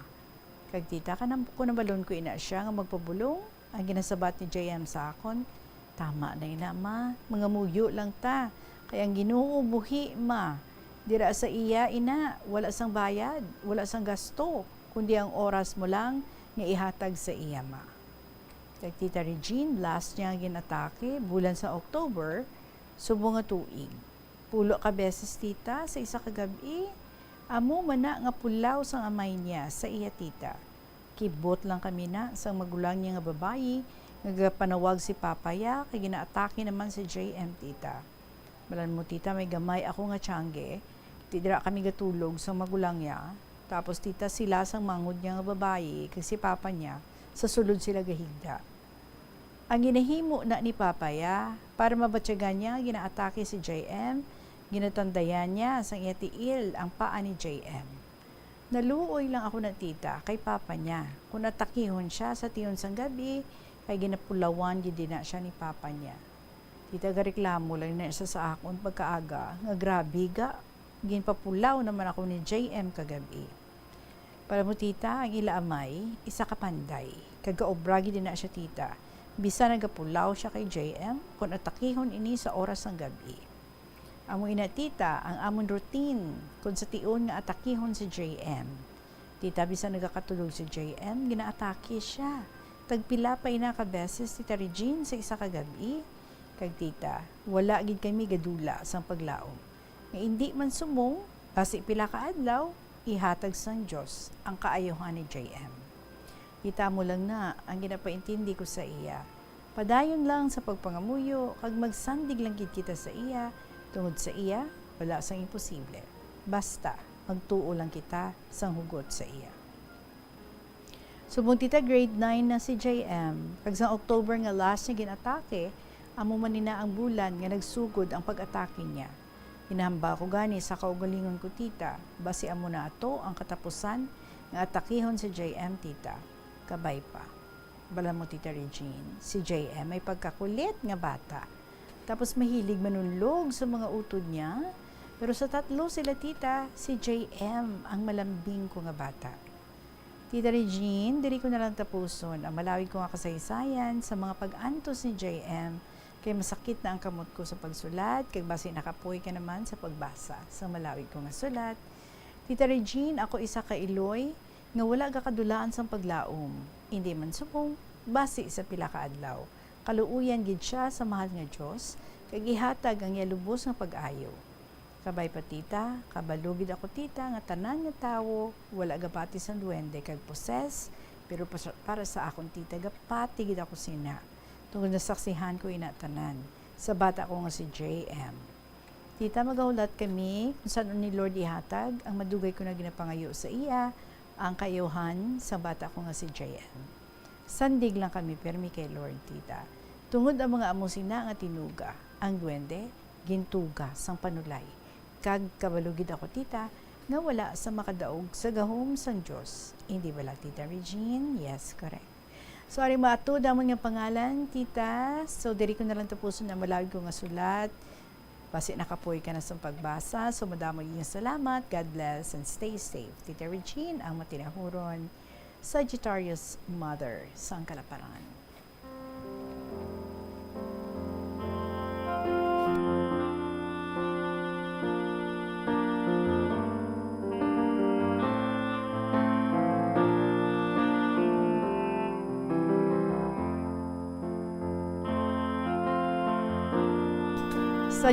Sagittarius Mother, I know wala sang iloy, no? Nga luyag, nga nag-suffer ang iyang nga bata for a long, long time. Titinuig na since grade 5 or since 5 years old ang imong nga bata. And now, he is already 14 years old. Pero abi mo bala, no? Samtang ginabasa ko diri ang imong nga sulat, it came to my mind, daw amo man ni bala ang case asang isa ka bata nga amo man ginbuligan. Pero actually, what she was going through is that naga-hyperventilate siya. So, ang isa ka tao, kung naga-hyperventilate, amugid man na, no? Gapala niskog, nga daw, nagapalang lapsi, nga daw wala sa iya nga kaugalingon, nga nagapalang luya, pero ang cure man lang, no? Kung gina-hyperventilate ang isa ka tao, inang puyo bala, dira mo na siya, ginapasuyop mo da siya, ginapaginhawa mo da siya. So, why don't you try, Abby, na magbalik naman sa doktor, and then i-mention mo lang, ha? Hindi man gid ako sigurado, pero basi, no? Kay tigahambal ka in one night, tagkapila ka beses. I do not know kung ang sa epilepsy, amo gid man ni, if nagapati ka mo nga it's epilepsy, pero tigin rule out nyo na, di ba? Kaysa results ng mga x-ray, mga labs, ang imong mga bata, wala man sang indication nga may epilepsy siya. So, basi lang man, no? I-try nyo lang, Abby, about hyperventilating. Tapos, mangkuto nyo lang ang doktor kung basi amugid man na, no? Ang ginamanifest niya, kung ano ang pwede nga masuggest or ma-recommend sa inyo sa doktor nga pwede ninyo nga mahimo kung ginaatake sang amo sina. Way kita naghambal nga basi amugid sina, no? Pero, try nyo lang. Wala man kamo sang pernihon dira, no? Kay ti ako gito ginaangot ko lang sa mga nakitaan ko nga nagaamong sina, no? Nga ang cause gali kay hyperventilated gali sila. So I hope nga ti natupa gid man sa amo sina, because kung naga-hyperventilate ang isa ka tawo, do kahapos lang sina iya, no? Nga mabuligan siya. Kung intakto lang ang inyong himuon nga pagbulig ug pagpaayo sa iya. So let's hope nga ti matagaan na gid man sa solusyon, no? Ang ina nga ginasuprir sang inyo nga bata. Salamat gid for always being there for him and for not giving up on him. Every time nga atakihon siya, ara gid kamo, kagula gid kamo nagapabaya. And who knows, ha? Basi kung amo na gid manina, no? So try nyo lang, ibalik sa doktor, and then i-mention nyo lang kung basi amo gid man na. Kung hindi man, well, let's continue to pray, no? That one day soon, mabalaan gid kung ano gid man ang iya nga ginasuffer, ano gid man ang cause nga ang nagaamo na siya, nagapalaniskog siya, nga ginaatake siya, nga even in one night, tagpulo ka beses. Right? So, siguro dapat tagaan nyo gid sang id-id nga history, medical history ang inyo nga doktor para nga maid-idan niya man ang pagbulong sa inyo nga bata. Salamat sa imo, Sagittarius Mother ng Kalaparan. It is now 2:46 in the afternoon. Magapanumbalik ang KLP pagkatapos ng pila ka mga importante ng mga pahibalo. tapos na ang bulan o kung basta due date mo na, nagapahanumdum gid ang financial experts nga dapat bayaran mo sa husto nga tion ang imo nga utang bangod maalam ini nga paagi sa paggastos ang imo kwarta kag may maayo pa nga mga benepisyo. Halimbawa, malikawan ang late fees kag maprioridad ang importante nga mga galastuhan. Dumdumaman nga ang on-time payment history ang makatibong man o kung makapamaayo gid sa imo nga credit score kag mapa-improve ang interest rates. Ini nga pahanumdom ang ginadulong sa imo sang the number one and most trusted radio network in the country, Bombo Radio Philippines. Basta Radio Bombo! Agud makalikaw sa food poisoning o kung paglain sang tiyan, sundo ng ining mga pahanumdom sa pagprepara sa mga pagkaon kag ilimnon. Manghugas ang kamot kag ipabili ng katinlo antes kag pagkatapos ang paghimos. Kung nagamasakit, likawan ang pagpreparar sang pagkaon para sa iban. Siguraduhon nga naluto sang husto ang pagkaon. Kung mahimo, kauno ng pagkaon samtang mainit pa. Siguraduhon ang katinlo sang pagkaon agud ang selebrasyon mangin mas malipayon. Ang simple nga paghusay sang buhok ang may pila ka maayo nga benepisyo sa lawas. Sunod kay Arthi Ragurama, founder sang Dega Organics nga nagaproduce ng handmade bath kag body products sa New Delhi, India. Ang mga tawo nga may dry hair, ang masami hindi mahilig nga maghusay sang buhok bangod sa kahangawa sang hair fall. Apang, ang masami nga paghusay sang buhok ang makabulig sa blood circulation sa aton nga scalp. Naga-nourish man ini sang hair roots, naga-promote sang growth, kay nagabulig man agod nga malikawan ang hair loss. Kung ikaw isa ka chess lover, yaring pila ka brain benefit sa paghampang sini. Kag kung wala ka nagahampang sini, umpisahin na. Sunod sa pagtuon ng paghampang sang chess makabulig likaw sa Alzheimer's disease. Bangod ang utok nagatrabaho kaangay sang muscle, nagakinahanglan ini sang exercise agud mangin healthy kag malikawan ang injury. Magluwas diri ang paghampang sang chess ang nagapa-improve man sang concentration, memory, creativity, kag problem solving skills kag napamatud-an man nga nagapaalam. Sa eskwelahan, ang pag-practice ang good manners and right conduct ang makabulig sa paghimo sang positive, respectful environment para sa pagtuon. Nagapakita ini sang pagtahod hindi lang sa mga manunudlo kundi mangin sa imo mga classmate kag sa school community. Mag-abot sa eskwelahan on time. Ang pag-abot sang late sa klase kag sa aktibidad ang nagapakita sang kakulang sang respeto sa oras sang iban. Magpamati sa imo maestra o kun maestro samtang nagadiscuss sang lesson kag sundon sang maayo kun may yara sang instructions.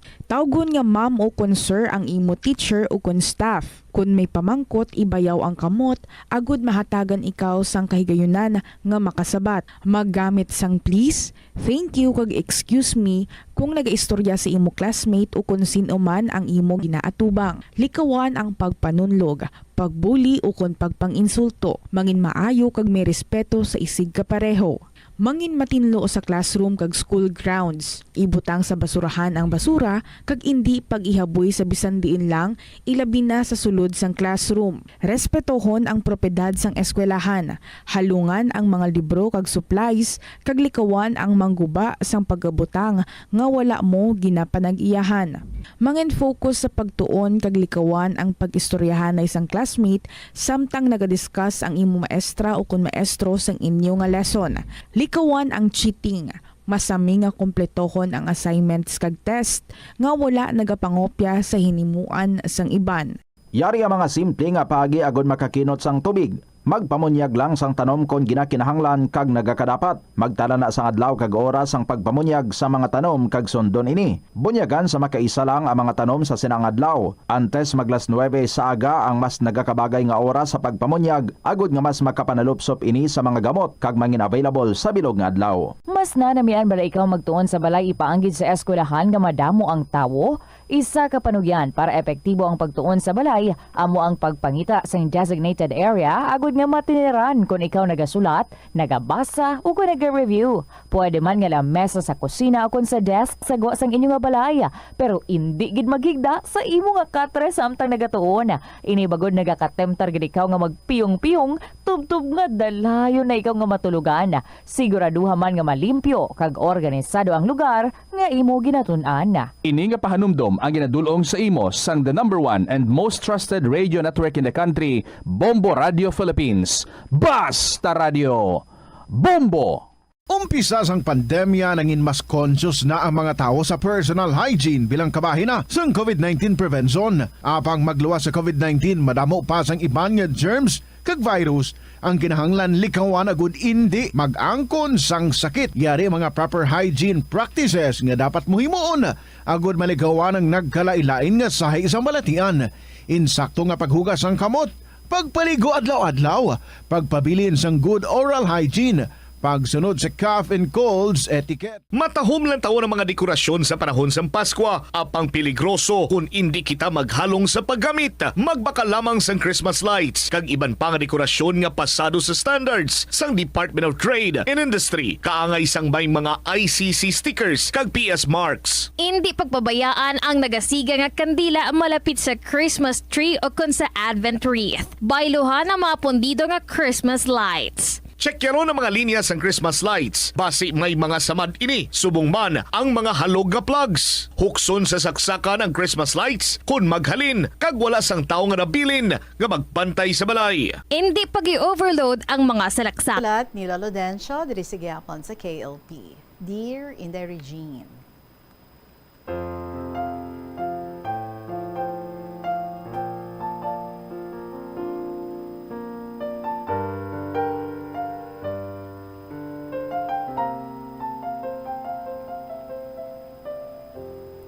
Mayong hapon sa imo, Inday Regine. Merry Christmas. Inday ang akong istorya, parte sa akong amigo. Tawagon ta lang kay Dan. Tama ini siya ka chain smoker. Sa subong, patay na siya sa sakit nga cancer. Nagsugod ang aming nga pag-amiguhay sa makilala ko siya sa isa ka national bonsai show. Dira sa isa ka bangko sa atubang sa isa ka hospital. So nagtanaw ako, interesado ako. Diri mo makita ang tung malagsahon nga design sang bonsai. Una ko nakita ang isa ka kahoy, sambag, ambot in the Regine, kung paano nila mapatambok ang dako nga puno sang sambag sa isa ka porcelain nga musitera. Katahom inday, gaguluwa ang gamot, tapos gapamulak, kag may bunga. Samtang gatanaw ako, gulpi lang, may aso sang sigarilyo nga naglabay sa akon. Ginwahig ko sa akon nga kamot. Sa nakita niya, nagsorry siya. Sabat ko okay lang, pero dapat hindi ka magsigarilyo sa atubang sang imo customer. Namangkot ako kung pila ang baligya niya sang iya sambag, sabat niya, 4,500. Ay, ano man? 4,000, good man. Correct. 500. Abaw, kamahal ba? Sisiring ko, may nagkatukos man ina sa among nga presyo. Is it 45,000? Ba't lang? Anyway, kung may buang, hambal niya, kung may buang magsaka dira, titukson niya na. Bala mo damo gabuang sa bonsai, kag pulo na ina katuig. Ito ang sabat niya sa akon. Tinamangkot ako. Sabi ko, tagadiin ka. Sabat niya sa akon sa haro. Sabi ko din sa haro. 045 man lang, ano? Okay. Kaya taga-haro ako, taga-Simon. Sige nga, ay, lapitay man lang kita. Ara, malang ako sa pihak ninyo. So, naglibot ako sa pagtanaw sa mga bonsai nga nagalin sa ibang nga lugar. May taga Manila, Mindanao, Baguio, Negros.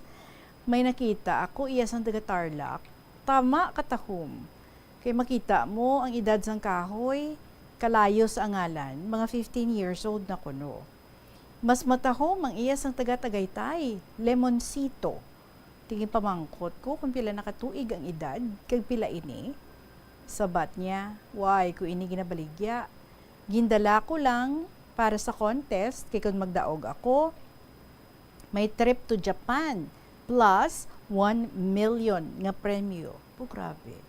So, grabe ba? Tingala ko puro, ginpinasahi. Gali, dako ang premyo.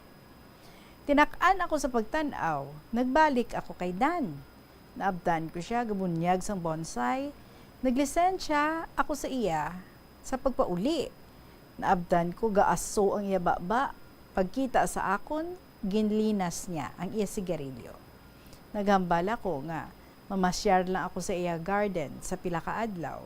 Sabat niya, dason bulan, may garden show sa isa ka mall. So bulan sa October, nagtanaw ako sa iya nga garden show.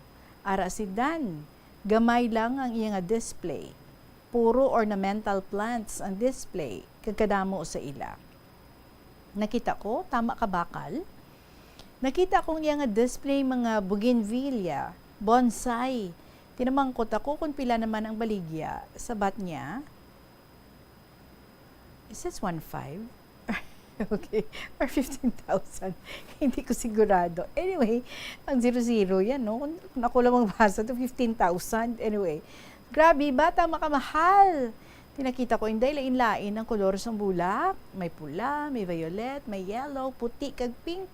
Tinamangkot ako kung paano niya nahimo. Sabat niya, secret. May mabakal man sina. Sila niya nabakal na gani. Abaw, swerte mo. Kinaha naman nga sigarilyo ang mabakal mo. Nagyuhom lang siya. Nagpensar ako, kung makaretire gani ako, mamaligya man ako sang bulak. Kinagama't-amat ako panipon sang tanom, kung diin kami gadungka nga lugar, ginapangita ko, flower garden. Nakadlawan ako sang akon nga co-chief, duman, kay mga hilamon kuno ginahakot ko. 2005, nag-retire ako sa edad ng 55 years old. Namasyar ako sa kaydan. Ang ilabalay ginalibutan sa mataas nga pader. Nag-push button ako anay. Ang nagbukas ang iya nga asawa. Namangkot ako kunara si Dan, ang sabat niya ato sa iya nga garden. Nakita ko siya, gapong ko sa idalom sang kahoy nga bugnay, gapaaso sang iya nga baba. Tigin bugno ko siya. Tingala kung katambok sang imo tanong, kay ginatuo mo gali sang imo sigarilyo. Naghambal siya. Amo lang ining kalingawan ko. Sige ang iya higop sang kape, kag bugas ang aso sang sigarilyo. Kinabalan ko siya nga. Delikado sa aton lawas ang sobra nga pagpanigarilyo kag pag-inom sang kape. Sabat niya sa akon. Duway man magambal ang doktor sa akon. Sabat sang iya asawa. Abi mo, isa kakaha, 7 katasa nga kape ang maubos niya hasta mag-apon. Kaya ang kape, kung masubrahan ka, malain manina sa aton lawas. Sabat niya sa akon, do-doktor ka pa. Tiasta lang kita anay diriha sa sulat ni Lolo Dencio, pero ang kasugpon sini buwas naton. Sa aton, buwas naton basaon sa aton nga pagpadayon sa pagbasa sa iya nga sulat. For the meantime, sa inyo man dira, kaugalingon yung mga istorya, mga kasaysayan, mga inagian sa kabuhi, liyag ninyo nga i-share man, then paki-email na lang sa bombo_iloilo@bomboradio.info. Sa gihapon, pwede masulat kag ipadala sa kahapon lamang program DYFM, Bombo Radio Iloilo, Sky City Tower, Mapa Street, Iloilo City. Buwas, balikay kita to give you more stories and of course, nakasupon sa sinisulat ni Lolo Dencio. For the meantime, standby na sa inyong paborito ng mga dramas after KLP, ang Tuyang Ermitanya, followed by Provincial Jail, and then ang Dear Diary. Maraming salamat sa inyo mga kabombo. Sa gihapon, ininyo alagad si Tita Regine para sa kahapon lamang program. Good afternoon and God bless.